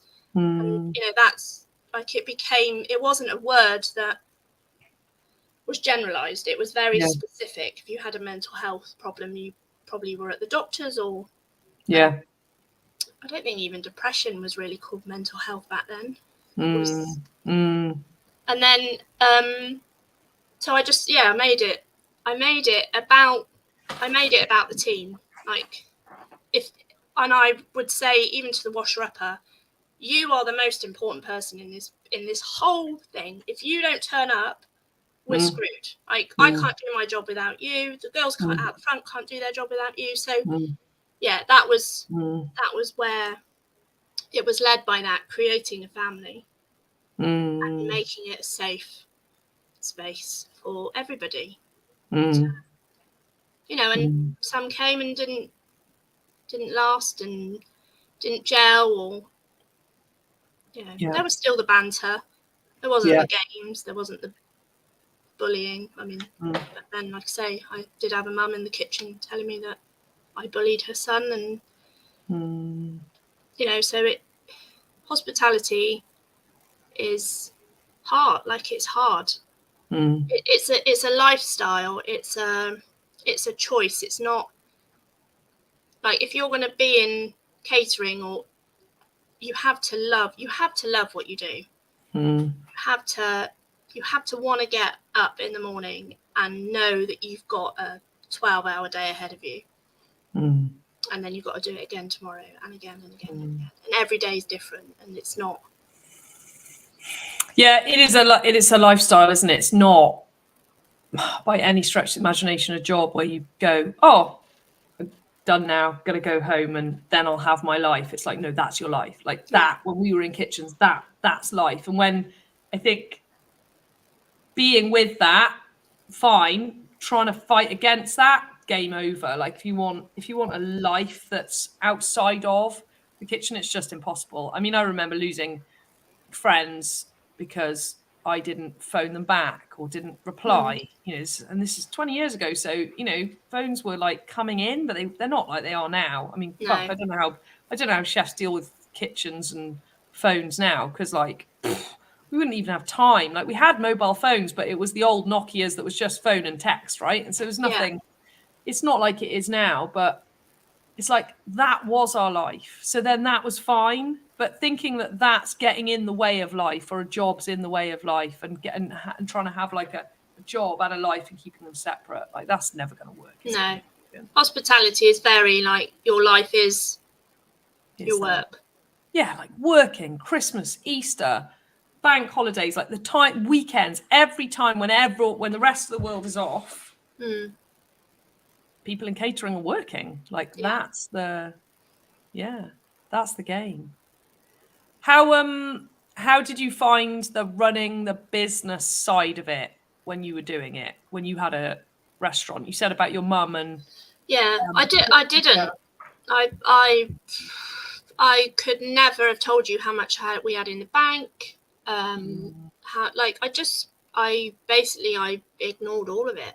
Like I say, without mum being there saying, you need to rein it in. Yeah. I didn't have a clue. I was very naive to that. Me too. When I ran a pub, I was just like, I'm fucking cooking. What do you want? Yeah. I didn't understand about, I look back now, I was like, didn't know what VAT was, didn't understand about overhead. I understood about wastage, but from a kitchen point of view, because it had been so drummed into us about wastage, but it wasn't from an accountancy point of view. It was like, one of the things that I didn't like about Michelin star restaurants was the wastage. Like, to get the perfect fucking brunoise, you'd throw away half the pepper. I mean, it got used in staff food, it wasn't binned, but there was a lot of, I felt like we'd use half of a vegetable, and I hate that. And so I think, but that wasn't accounting. That was, I don't like waste. It's a travesty to throw food away, kind of thing. So the jacket potatoes from one day would be cut up and used as wedges the next, so like that natural, like, but that was food waste. That wasn't to do with accounting. But I didn't have a freaking clue. Like, no one ever talks about that in chef land. We're just heads down cooking. And when I because I worked with John Campbell then, like, before I opened the restaurant, so he taught me how to cost food, so I could work out the costings of food, so I knew that we were making a profit, but I couldn't have told you how much profit. But then obviously what you forget is all the overheads, so like the staff and the laundry and the heating and the wood, because we had 2 wood fires, and the gardening and the maintenance. So I didn't have a clue, like I say, but then I think I was just thinking in my head, if I did it again, would I do the same? As in, if I could reverse time and do it again. I don't think I had the time to do it, because I was so focused on the kitchen and the front of house and making sure that the team were good. Like, that's where I invested my time, not in I had it as the boring stuff. Well, and it's massive, and the isn't it? customers as well, like building that relationship with customers. Like that was way more exciting than all the boring stuff. Yeah. Yeah.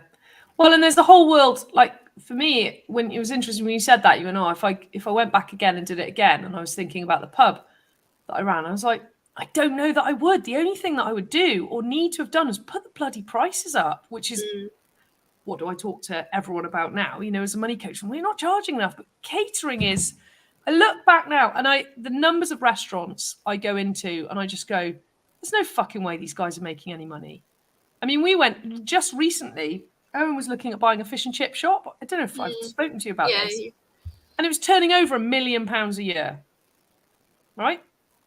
Looked at the books. So before we looked at the books, we went there, and they've got an eat-in, a takeaway, and a delivery section. So it's a restaurant, really. It's not a takeaway fish and chip shop.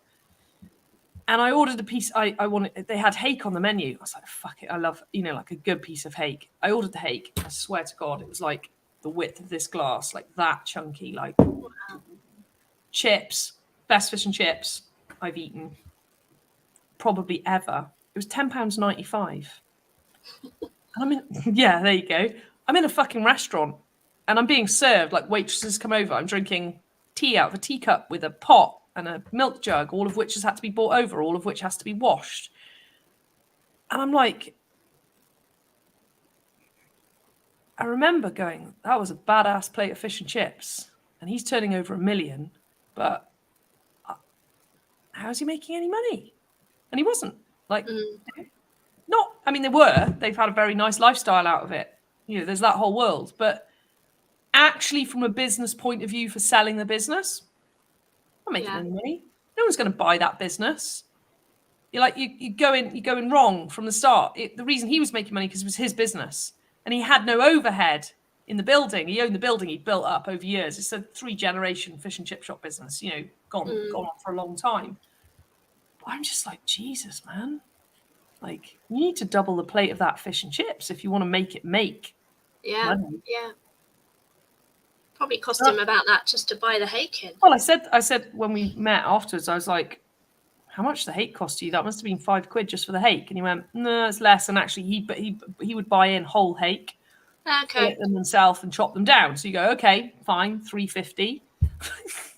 Like, that's before the chips and the garnish and the piece of lemon and the plate and the waitress and the roof and the it's just the heating, the refrigeration, the oil, the heating, the oil. I mean, it's like, Jesus, if there was a business in catering that was under fire right now, it's fish and chips, like on a scale with inflation of the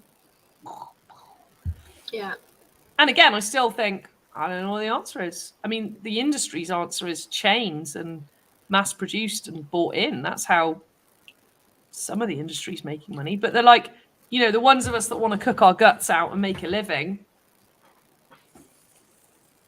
I don't know. I don't know how you do it without charging double. Because then you've got VAT. So like the VAT man comes and goes, well, 20% of that turnover is mine. I didn't even realise that until years after being in kitchens. And even now, like being VAT registered now, I'm like, it doesn't bother me because I add VAT onto my prices. But kitchens don't, restaurants don't. You pay £10 for a meal. Well, £2 of that's gone to the VAT man. So like, let's go back to the plate of hake. £10. £2 of that's gone on VAT. So then there's £8 left. £3.50 went on the hake. You have to be that good at maths to go, this ain't going to work. you might be breaking even. Yeah. Or you might have like a 50p profit or whatever. Yeah. I think like when you just said lifestyle, and that's what I treated it like a job that provided me a lifestyle. So I could work for myself. Yeah. And enjoy doing what I was doing and take a bottle of wine home on a Sunday if I wanted to, or like my mum and dad ate the leftovers every week.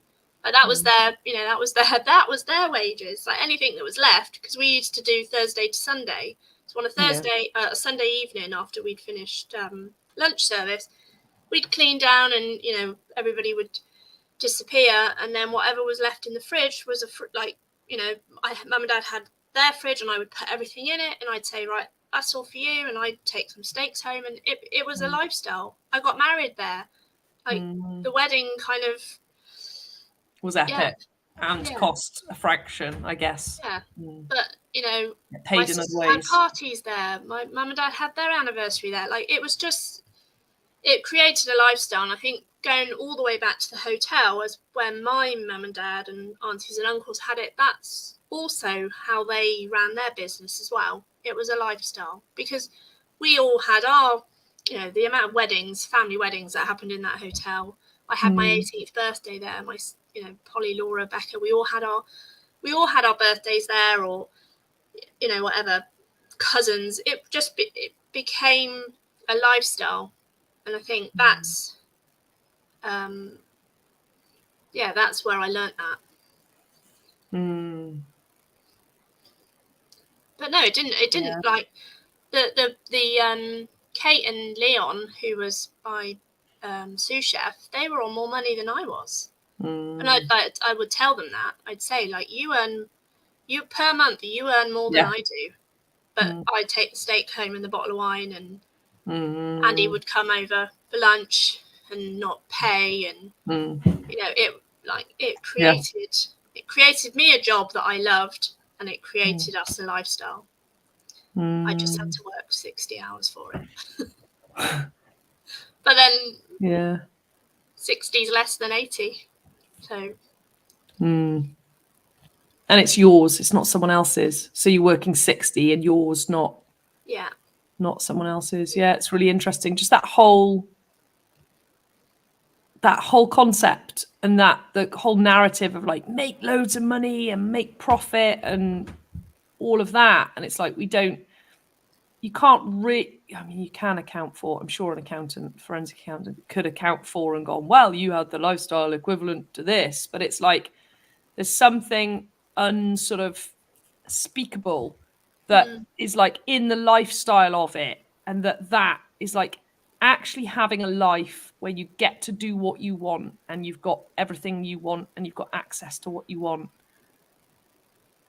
Like putting a value on that and going like, that's making it, it's like it did everything you needed it to do, kind of thing.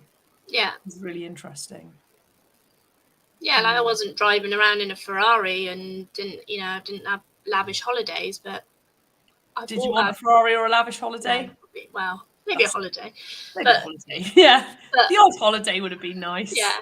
But I loved it. I as a chef, I have loved my career. And when things weren't working, you just say, that's it, I'm done. Here's my notice, and move on to the next shiny, bright thing. Which is quite freeing in some ways, actually. But that in the world of, having a trade and being able to take it anywhere.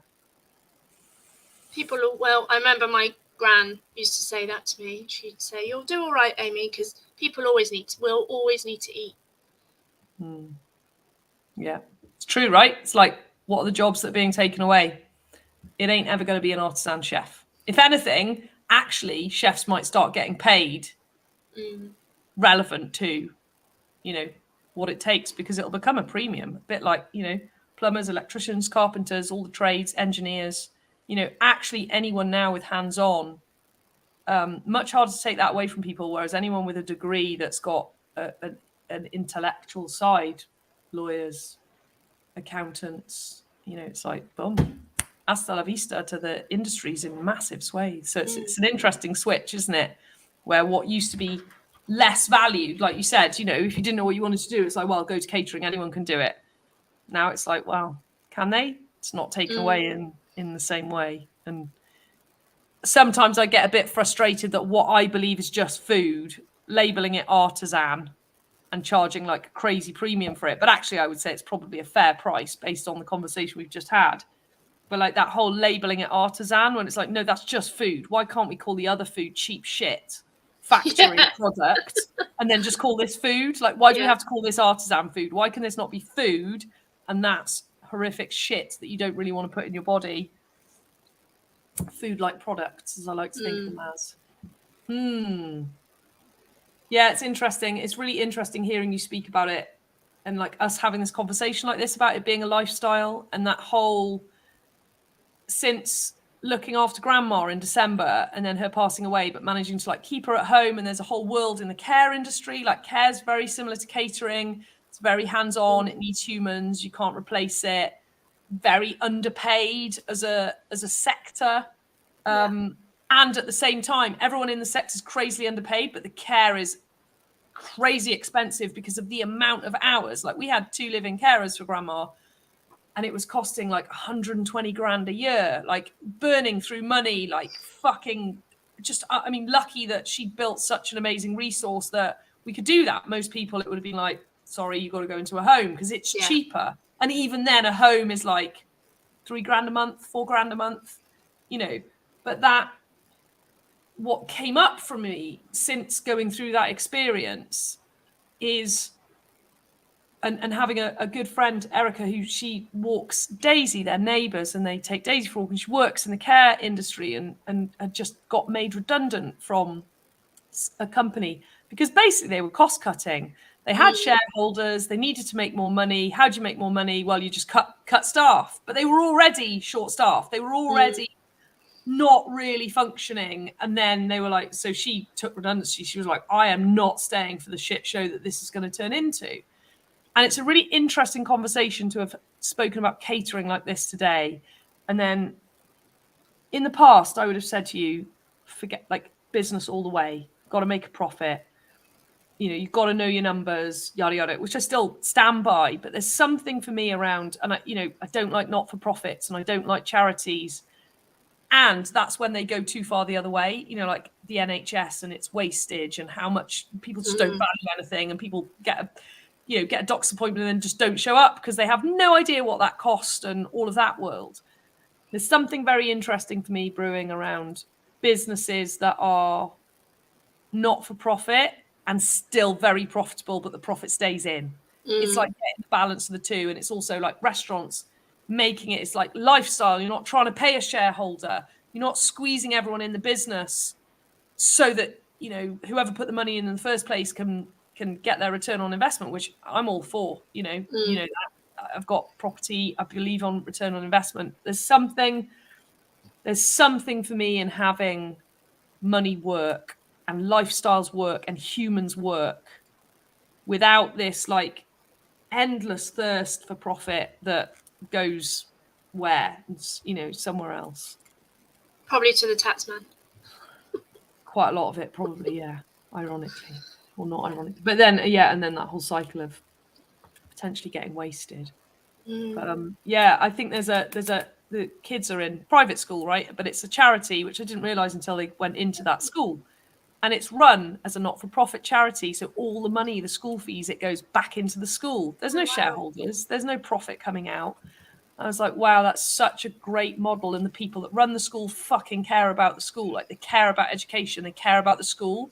And they're not dealing with shareholders going, I mean, obviously they've got to make sure they run it fiscally responsibly, but they're not going, oh, and we have to make more to take away from the business. So the whole thing, the school over the decades has just grown and grown and grown. And it's like really amazing. And I wonder, with restaurants and care homes and all of that, like, sort of almost teaching people that model so that it's understood, like teaching chefs and creating a way that chefs can have that created without having to go to, there's a whole world. You need a lot of money to set up a restaurant, right? But anyway, there's no point to any of that. It's just an interesting musing for me about where do we go as businesses and what are people's goals? And actually, if we have lifestyle goals and dreams where this is what I want to do rather than this is how much money I want to make. I've heard you talk about the restaurant today very differently to how I thought it was, in the sense that from that point of view, like I've never, we spend a lot of time together. We've known each other for years. I say we spend a lot of time together. We don't spend anywhere near as much time as I'd like to spend together, but we, it's just really interesting to hear you talk about it in those terms of lifestyle, and you wanted to create a family and you wanted to look after people and you got to live like the life that you wanted to live. And that's so much more valuable than oh, you made 100 grand, 200 grand and had a Ferrari. It's like, yeah, that's okay. But are you happy? And I think like without my mum and dad's backing, like, you know, they own the building. Like without their, so I was, I was in a privileged position to be able to do that without an investor or without a you know, somebody saying I want my money back. So but even then, to me, it's like that speaks of when we do lifestyle, when we do community, when we stick at stuff, when we support each other, when we do multi-generational and have it work. It's like that works. Like, that's great. When everyone's out there trying to do it for themselves and like, no, it's almost like having the support of mum and dad means you didn't do it properly. It's such bull. It's like, my property business was built because my parents individually and at different times had money and I had the skill to do something with it. So they made money on their money and I built a property business. But it's like, there's a whole world where people go, well, that doesn't count. It's like, surely that's what, if we all did that and maximized on what we all already have, rather than going, I'm not going to use my parents' stuff because that doesn't count. I'm going to like,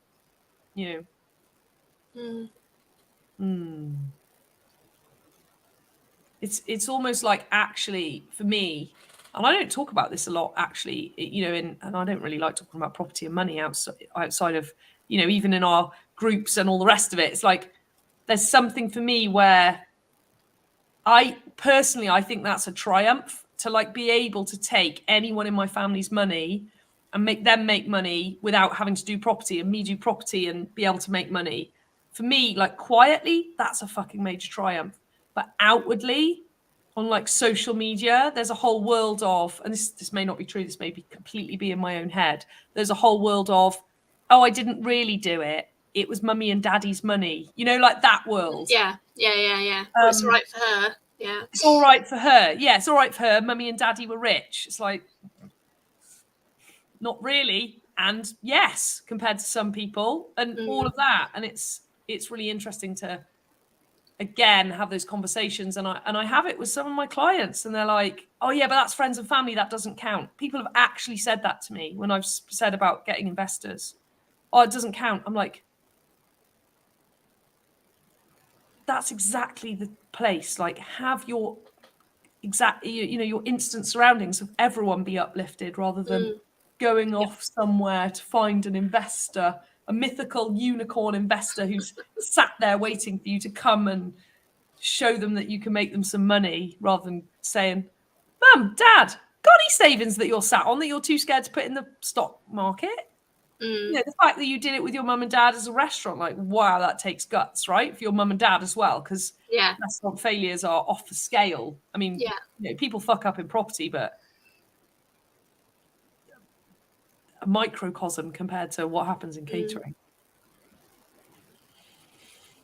And now you're a mum and you've got two little, well, they're not even little anymore. I'd say my one's a little, they're bigger. Well, two bigger boys that are not in secondary school yet, but still, primary, still in primary. And tell me what drives you now. So you had Harry, and Harry was 18 months when you stopped the restaurant. Was that a big driver as well in the like, I don't want to do this anymore? Or how was that for you being a mum and still running the restaurant? Yeah, I really thought that having Harry would make me slow down.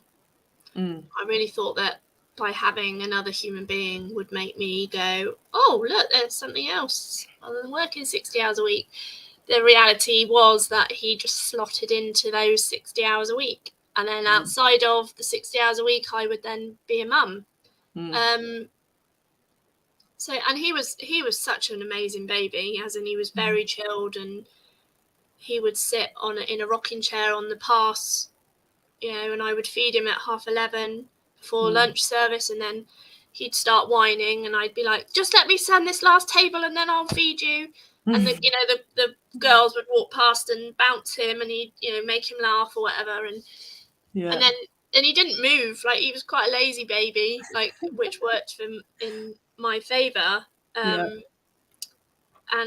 he started moving at around about 16 months old. So he was quite a late kind of mover.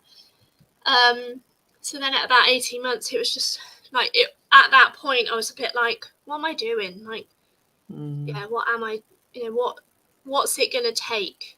And then I had that, I'll give it 10 years. That was always my, like, I'll do 10 years and then I'll see where I'm at. And I don't even remember how it came up with my mum and dad, but I just said, that's it, I'm done, I want to stop. And they were like, okay. They, fully supported me in doing that. And then, so we shut the restaurant in the September, and then we ran the B&B because it had 3 bed and breakfast rooms above it. So we created a 4th bedroom out of the private lounge, like private dining room. So we created that into a 4th bedroom. So we increased the kind of revenue there. And the 3 of us ran it for the next 3 summers. And I had Billy as well at that point, like towards the end. So then I would take, the boys would come to work with me, and I could, mum and dad would get up and cook breakfast, and I'd go in and I'd do the cleaning and I'd do all the paperwork side of things. So that's when I really got interested in the books, because I became the bookkeeper, because I had the headspace to do it. But I really missed the creative. I missed the cooking. Like I know that food will always be in my life, and I will always, I couldn't imagine not doing anything else, like being in food or being a chef, or like that will always be, that is my purpose is in life. And then, mum and dad would go off traveling, and then I'd take care of the B&B and all of that. But I did miss the cooking. And then I think it was one of mum's friends who said, oh, it's my 70th birthday in a couple of months. Could you make me a couple of lasagnas? Or I can't remember what it was. And I said, oh yeah, I can do that. So I did it, charged her, and thought, oh, actually, and then I said, oh, well, I can come along to the event if you like, and I'll help clear up, and and everyone loved it, because it was like I had a restaurant in her house for that day. And then, oh, I didn't know you did this. Well, I didn't know I did it either. And then it just kind of grew organically. And then I just started doing private chefing. Then COVID came along, and I diversified and started doing deliveries, which kept me sane over lockdown. With having 2. So Harry was at school by then. So he was in reception when COVID first hit. So yeah, that really kept me sane. There's no way. I know you and I are very similar. I've never wanted to be a full-time mummy. That's not on my. I love my boys. But there's no way. Like homeschooling was like, what? What do you mean? I can't escape from these 2 bundles of energy. 2 hours a day. So yeah, that worked, and then just kind of, it's grown organically that way. And then there's the food bank side of things as well. How did you get into doing stuff with the food bank? So it was after I'd done the advanced course in Landmark. I'm allowed to say that. Anyone who hasn't done the fucking work, that's the place to go, folks. Jesus, those courses literally changed, I think, both our lives on a beyond scale, like on a deep level. Like shit got resolved from childhood level. It's massive. So you did that. So what's the connection with doing like deep? Oh, I don't know what you'd call it. Childhood work, all of that. And like you've already shared, you had a great fucking childhood, right? You're still dealing with stuff that wasn't serving you. Just for anyone listening, it's like, If you haven't got everything that you want in your adult life, that's the place to go. Is like find a counsellor, a coach, somewhere to do some deep work and deal with the stuff that's in the way, because it's all from childhood. Yeah. Yeah, and it comes from your parents. And I worked with my mum and dad every day for 10 years. Yeah. Unless and nothing I was wrong, like nothing bad, but just there's stuff that we went, oh, the world's like this, and it's not fucking true, folks. It's not true. We made it all up. Yeah. Yeah. What was it? So you did that. So what was it that shifted? So in the advanced course, the forum you do is all about you as an individual, so me as an individual. And then the advanced course is about community and about you, or I, being out in the world. Yeah. And what I realised, that's where I was like, food. I've been put on this earth. It's a bit woo woo, but I've been put on this earth to cook. Like that is my purpose. And I was like, I've got so much knowledge in me, and I can't understand.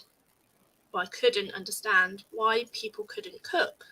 Like, just for me, it's like it's just second nature. But also want to cook. Like that's the other thing. Like it's all well knowing something, but if you don't enjoy doing it, then you're not going to do it. So then I just rang the food bank after the advanced course. Wow. I wrote it down during the course. So I googled, is there a food bank in Weston Super Mare? Yes, there is. And I left them a voice note just saying, I'm a chef. I live in Weston. I love food. How can I help you? I don't want to come and hand out parcels. Surely there's something else I can do. But I have so much in me that I want to give. Bring me back. Let's have a chat. Like, it was literally like some garbled blah, blah. And then the manager, Frederique, she rang me back and said, oh, I've got your voice message. It was lovely to hear from you. It's amazing. We run these cookery courses. And so Weston Food Bank is under Trussell Trust, which is like the biggest provider of food banks in the country. Like there are independent ones as well that spring up from like church groups or other like community projects. But Trussell Trust, they've put all the infrastructure in place for food banks. It's like a franchise type thing. So the Weston Food Bank pays so much a year to have be under the umbrella of Trussell Trust. And it really, like, they really support them and help them grow and learn and keep everything, on the straight and narrow. Yeah. So they designed these cookery courses and it wasn't mandatory that food banks took it on, but Weston had decided that they were going to do this. This was part of the trustees' vision, was that they wanted to be more than just a food bank. So it was run by their deputy called Donna, a lady called Donna. And Frederique said, well, why don't you come along and help Donna? Because she's got 4 children or 5 children of her own. I think it's 4. So she can cook. She's a mum. She cooks at home, but she's not a cook. Like, she's not, she doesn't have the knowledge. She's kind of blagging it. She's copying these recipes and winging it. And so I went along to watch her. And then the second week I was running the cookery courses. Donna was like, oh my God, you do it. Just get on with it. The answer to her prayers as well. Yeah. Hey, someone can do it. And so that was before COVID, and I was doing it as voluntary because I was doing the private chefing on the side. That's where I was earning my income, and also the boys were still quite young, so I was still really a kind of stay-at-home mum. And then when the day that they'd be in nursery, I would go to the food bank and volunteer and run these cookery courses. Then COVID came along and it all stopped. And then after COVID, I went back to them and I said, look, I really missed like being part of your community and being part of your organisation. How can we do this more? And they said, well, we'll find some grant, we'll find some funding and we'll make it happen. And that's what's happened. So I now run cookery courses for anybody really. And it's just, again, it's grown organically, and it's kind of rippling out into other communities within Weston. I think a lot people, my perception is that people learn how to cook from their parents, from their childhood. So if you live in a house where mum gets a veg box and she intuitively cooks, that's how you'll learn to cook. But if you live in a household where they open a packet, and it's not, I'm not making them wrong for it. Like, everyone you just won't have a skill set for cooking, right? No, but if you're around it. If you live in a household where they open a packet and create something that way, or a jar or whatever, that's how you'll learn to cook, and it's how they learn to cook. It's how they it's just what I'm trying to do is teach people the skills to be able to cook some of the stuff that is in a packet or a jar, but with, actually cook it from scratch, but find joy in cooking it.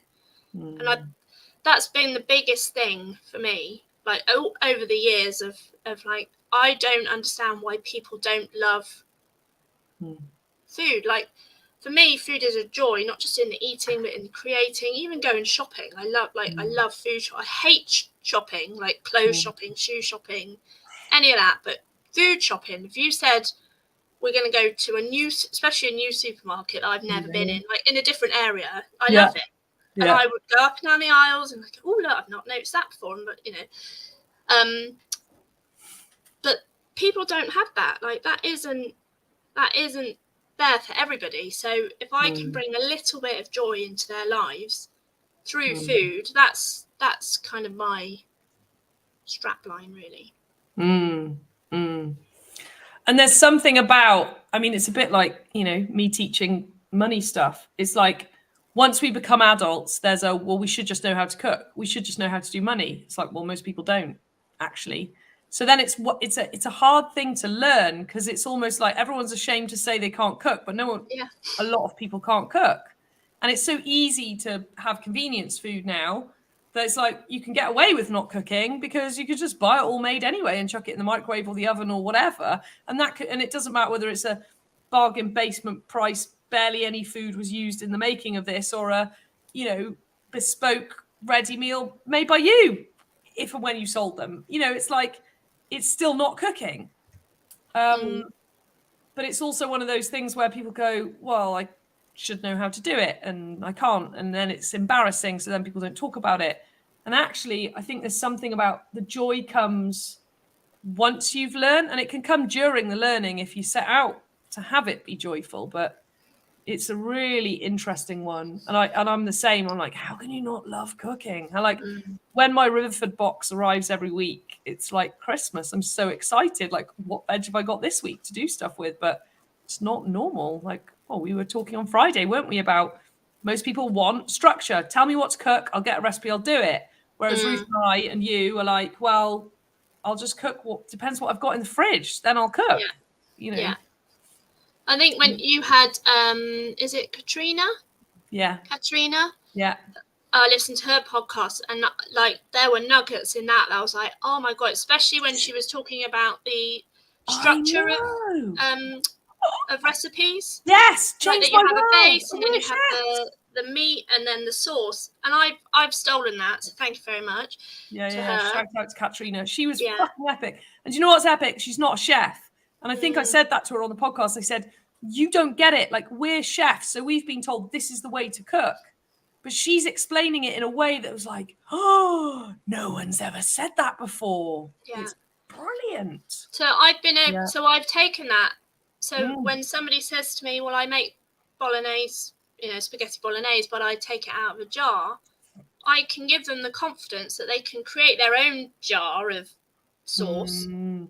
Because they already know that you have to fry off the onions, and then you add your mince, and then you add your jar. So rather than using the jar, you could add in this. And so it's like, it's giving them I think it's all about confidence building. Yeah, and the next level up, it's like, okay, now you use a jar. Now you're going to use puree, tinned tomatoes, fresh herbs, garlic, whatever, and then magic. Or you make your own like hidden veg sauce. So it's got all the veggies in it, and then you know that's something that I'm passionate about teaching people, because most people can there are very few people that say they can't cook anything. Like most people can cook something, even if it is out of a jar. And it's teaching them that even if I would say most people can cook a spaghetti bolognese, like I would say that's a pretty good staple within the UK. Yeah. That is on most people's menu, once a week or whatever.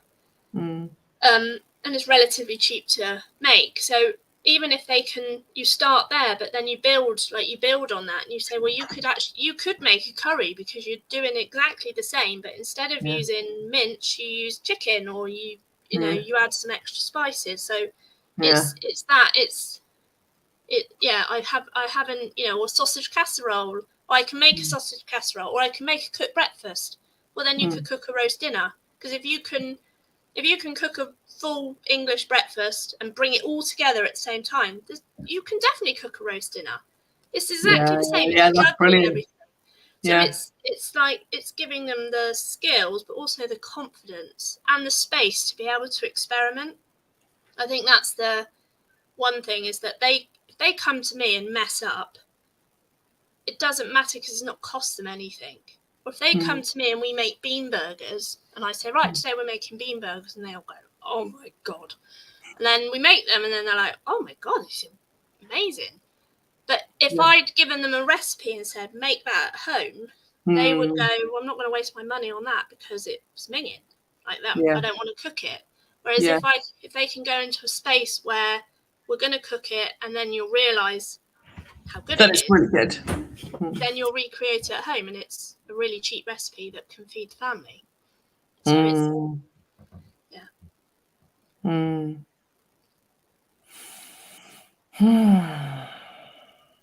Exciting.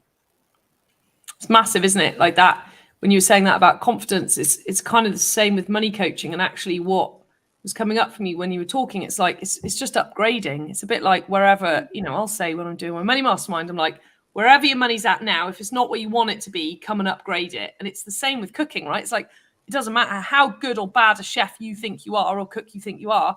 Actually, if you can't cook like you'd like to cook, come and upgrade it. Like the jar sauce to the next thing, to adding vegetables, to if you can cook, I love that. If you can cook breakfast, you can cook a roast. That's fucking genius. Because it's true, right? Cook breakfast is actually really freaking hard to cook, and yet there'll be people out there who cook breakfast and think nothing of it. But actually, in a kitchen, that's the worst service, like the biggest pain in the backside, because you've got all the different eggs. Are they cooked right? You can't leave scrambled egg lying around. You can't leave poached eggs lying around.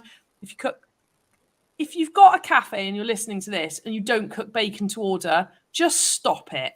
Because that whole cooking bacon once and then like reheating it, it's like, just cook it to order. Please, just cook it. Please, just grill it to order. Stop cooking off the bacon earlier. But it's like, there's a lot, isn't there? It's like, you've got to cook the eggs to order. You've got to cook the bacon to order. But actually, everything else, you can kind of sort and have ready. But and it's even down to the piece of toast. Like, if you can have a piece of toast that pops out the toaster, butter, you don't butter that right now.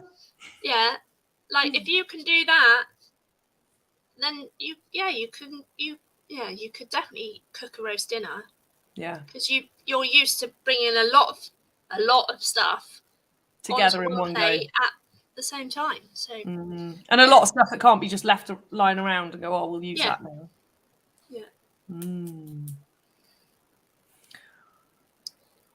What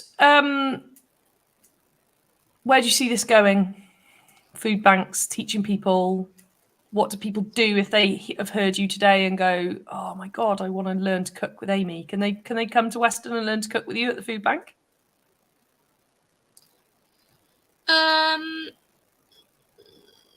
Potentially, yes. Yeah. So in North Somerset, definitely. So if you're in a village outside of Weston and you fall under North Somerset kind of jurisdiction, then yes, absolutely, you can. I am putting on some paid courses as well over the rest of the year. So if you live outside of that and you want to come and do some cookery courses, then absolutely. I think longer term, I'd like to go back to Trussell Trust and redesign the cookery school thing that they've already done. It's quite outdated. It doesn't necessarily deal with a lot of things that are happening now, as in like price of food, the cost of living crisis. So not even just the ingredients, the energy to cook the food, and how you can work that and use that to your advantage. But it's also it's the food that the people that actually use the food banks. That's the they get everything that they get is predominantly everything they get is ambient product. And by that you mean in a tin or a packet or a jar? There's no not a lot of fresh. No, they do get fresh food, but not everywhere, and not every food bank throughout the country. There is a lot that just get ambient products, and that's still amazing, and you can still create a lot out of that. So creating some recipe cards or something to be able to say, because what happens as well is that a lot like chickpeas, we have a running joke in Weston Food Bank that, well, I don't think anybody in Weston would ever need to buy a tin of chickpeas ever again in their life. That's a huge exaggeration. Yeah. I get the gist. They have so many like chickpeas. Like people, if you're on the down and out, the last thing you want is a tin of chickpeas. So if you're listening to this and you donate to food banks, please stop giving them chickpeas. Can we start a hashtag no more chickpeas at the food banks? or lentils, tins of lentils, that kind of thing.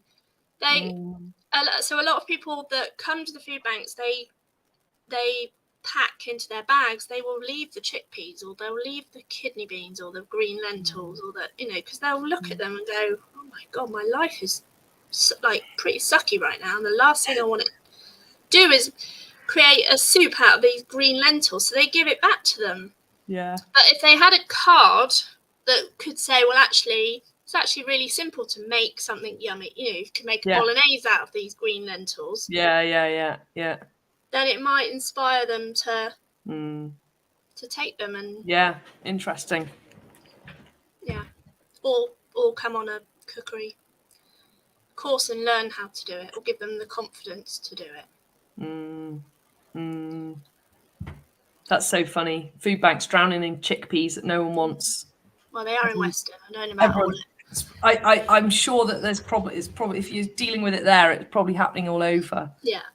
You could have a food bank competition of who's got the most chickpeas. It's a bit of a social media fun. Yeah. It's funny, isn't it? Because then they've become such a like, oh, make your own hummus. Oh, chuck them in a butternut squash and chickpea curry. Put them in here. Put them in. Like I use beans and pulses and all sorts. Like Charlie loves chili. When we put chickpea, I freaking hate red kidney beans. I'm with everyone all the way on red. Like it's just not. They just never loved red kidney beans. But black-eyed beans, black beans, aduki beans, butter beans, chickpeas, I'm all in. Those all go into a chili. Basically everything except a kidney bean. But I know how to use them. I know you can make butter bean hummus, not chickpea hummus. But I only knew that because I bought Ottolenghi's recipe books, and he was like, here's a butter bean dip. I was like, that's fucking brilliant. And it's nicer than chickpeas because it's smoother. So it's like, but you're into, I love cooking, I'm looking for recipes. If you're just trying to cook basic stuff. Well, if you're trying to, if where do you have chickpeas when you're having like fish fingers and chips? It just doesn't go. It's not. No. You've got to be cooking proper actually to use chickpeas. It's a proper ingredient. It's not a open it up and use it like a can of beans is or a can of soup. But it's also protein, which I get. So I get why it's there. Like I get why it's in the list of things to donate, because if you can't afford meat, technically, but if you don't know how to use them, they go to the back of the cupboard, or they get put back on the shelf, or worse, they get chucked in the bin. Like, so, yeah. There's a lot of work that could happen, and I'd like, it could be somebody's life's work of changing perception of food banks. And my assertion is that might have fallen on your shoulders, my dear, in some form. Yeah. I will do my best in what I can. But it's so rewarding. Like, doing the cookery courses it goes full circle right back to the beginning of this conversation, of that buzz when you have the service. Yeah, I get that now. Like, not just on New Year's Eve going, oh God, look at that beef, it is cooked. Yes. It's also when somebody's been on a cookery course and then they text me that night going, thank you so much, I really needed today. I love, and it's not like that. That to me is also just as, I get that. I got goosebumps now. Like, because it's not about the food. It's so much more than just the food. And food is, right? Like, food is it's just, even when I buy a flipping watermelon, I'm like, no, this is kind of everything that's wrong with the world. We've fucking flown a watermelon here and I've got it for £3, and there's a whole line. It's like, when we actually think about food in every way and how it brings people together, about how it doesn't work, about, wastage at farm level. And it's massive. I think, is it Guy from Riverford that says it's the biggest no, it's not. It's Michael Pollan, I think. Have you read any of Michael Pollan's books? No. Omnivore's Dilemma, brilliant book. And he was how I found out about Joel Salatin and the farming way, because he's a brilliant writer about food. He's just awesome. He's doing stuff now about mushrooms and psychedelics, which I'm kind of interested in, but less so. But his writing on food is just beautiful. He says things that I've never been able to verbalize. It's like, what he says, it's just like, oh yeah, that's it. He's put words to that feeling that I've got. And I think it's him that says cooking is one of the most revolutionary acts that you can do in modern day. Because everything about it, where you buy your food from, how you cook, whether you waste the food or not, whether you take care where you buy, like the whole thing, how you feed people, how you all sit down at a table and talk, the whole thing just changes the world. When we think about it as important as that, when it's not just fuel. Like, when I see things that are like, add this powder to water and get all that you need in one day, I'm like, no, you might get all your fucking nutrients, but that's it. The rest is game over. Like, there's no joy in that. There's no joy. There's no cooking. There's no creation. There's no connection. There's no sharing. There's no nothing. It's just a fucking powder in a glass. Amy, I could carry on talking for ages, and I purposely have a hard stop of 12 o'clock, because otherwise I know I literally would do that. And I think I'd be, pushing my luck if we spoke for longer than that. Including, it gives me good bladder practice as well. Like, right now. Especially in fact, I after might take off. Joe Rogan just like pauses it now, goes and then comes back, and I'm seriously considering, like, oh, there's a reason he does that. It's like, because actually, when you drink lots of water and don't go to the toilet for 3 hours. Yeah. Oh, it has been an absolute freaking pleasure and an honor and a privilege to to talk like this, like, because we know each other, but we don't, kind of thing. I've heard so much today from you newly, like, heard it in a different perspective, and I feel like I know you I'm getting a bit like now. I feel like I know you on another level, like your depth of, oh man, you got me, your depth of care and compassion and just fucking love for people and what you do is just, I fucking already knew this, and I got it on a level now that I'm just like, oh man, you awesome human being. And just to have you in the world of like food banks and food and doing all of that, it's just, it's amazing. And I'm so glad we've done this today. And I'm so glad I'm just really glad that we've spoken today. And it's a huge honor. And I want to do it again. I want to hear about the food trusts and what you're doing. And also there's some stuff coming out of like conversations I had yesterday in Mission Mastermind of like, how do we all help each other and have the game on? And like, I'm excited for the world actually with, like what you're doing, like you taking your corner of the world going, this is my thing. This is what I'm taking care of. It's like, if we all just do that, and anyone listening, if you can just follow like, oh, that's really inspiring. I want to do that. And have like your guts and bravery to just keep following it. Like all through your story is like, oh, I saw Hazel and I wanted to do that. And then I went and ate in that restaurant. I was like, I'm going to work here. And you dealt with Goody saying, oh, I think this restaurant's going to eat you alive. You're like, no, I'm here. Like, I want that job. And then like doing the restaurant and then being brave enough to say, no, that's enough. I'm done. And then following, like going on a personal development course and going food banks and just phoning them up. Like I'm highlighting all that because I think people miss that. Like that following of, this thing, I'm going to do that next. And like where it leads is just what magical, when you look back over the last few decades, like what a fucking journey, what a life, and what a life that feels like in terms of a career, like, okay, you're going into secondary school now. Like it's also so young, it's been decades. And yet, oh my God, what's going to happen in the next 20 years? Yeah. Like, what the fuck now? Like with all of that base. And if people are listening to this going, I'm really young and I don't know what I want to do. And I feel like I've got to get my shit together by 30. We're in our 40s. Yeah. And we're just now going, right, that was like university. And now what am I going to do in the world? And it's fucking, I have goosebumps again. I spent a lot of the last 2.5 hours with goosebumps. So I've loved it. It's been really nice reminiscing and like for me seeing it in a new light as well. Like, I've discovered things about myself today that I didn't know 2.5 hours ago. So thank you. That's epic. Thank you for that space.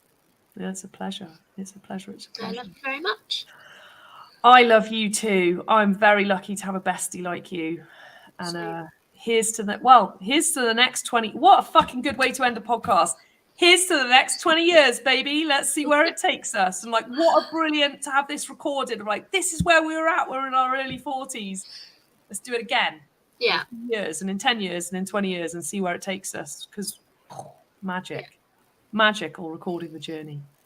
Awesome. Lots of love. And goodbye, everybody. Thanks for listening. Bye.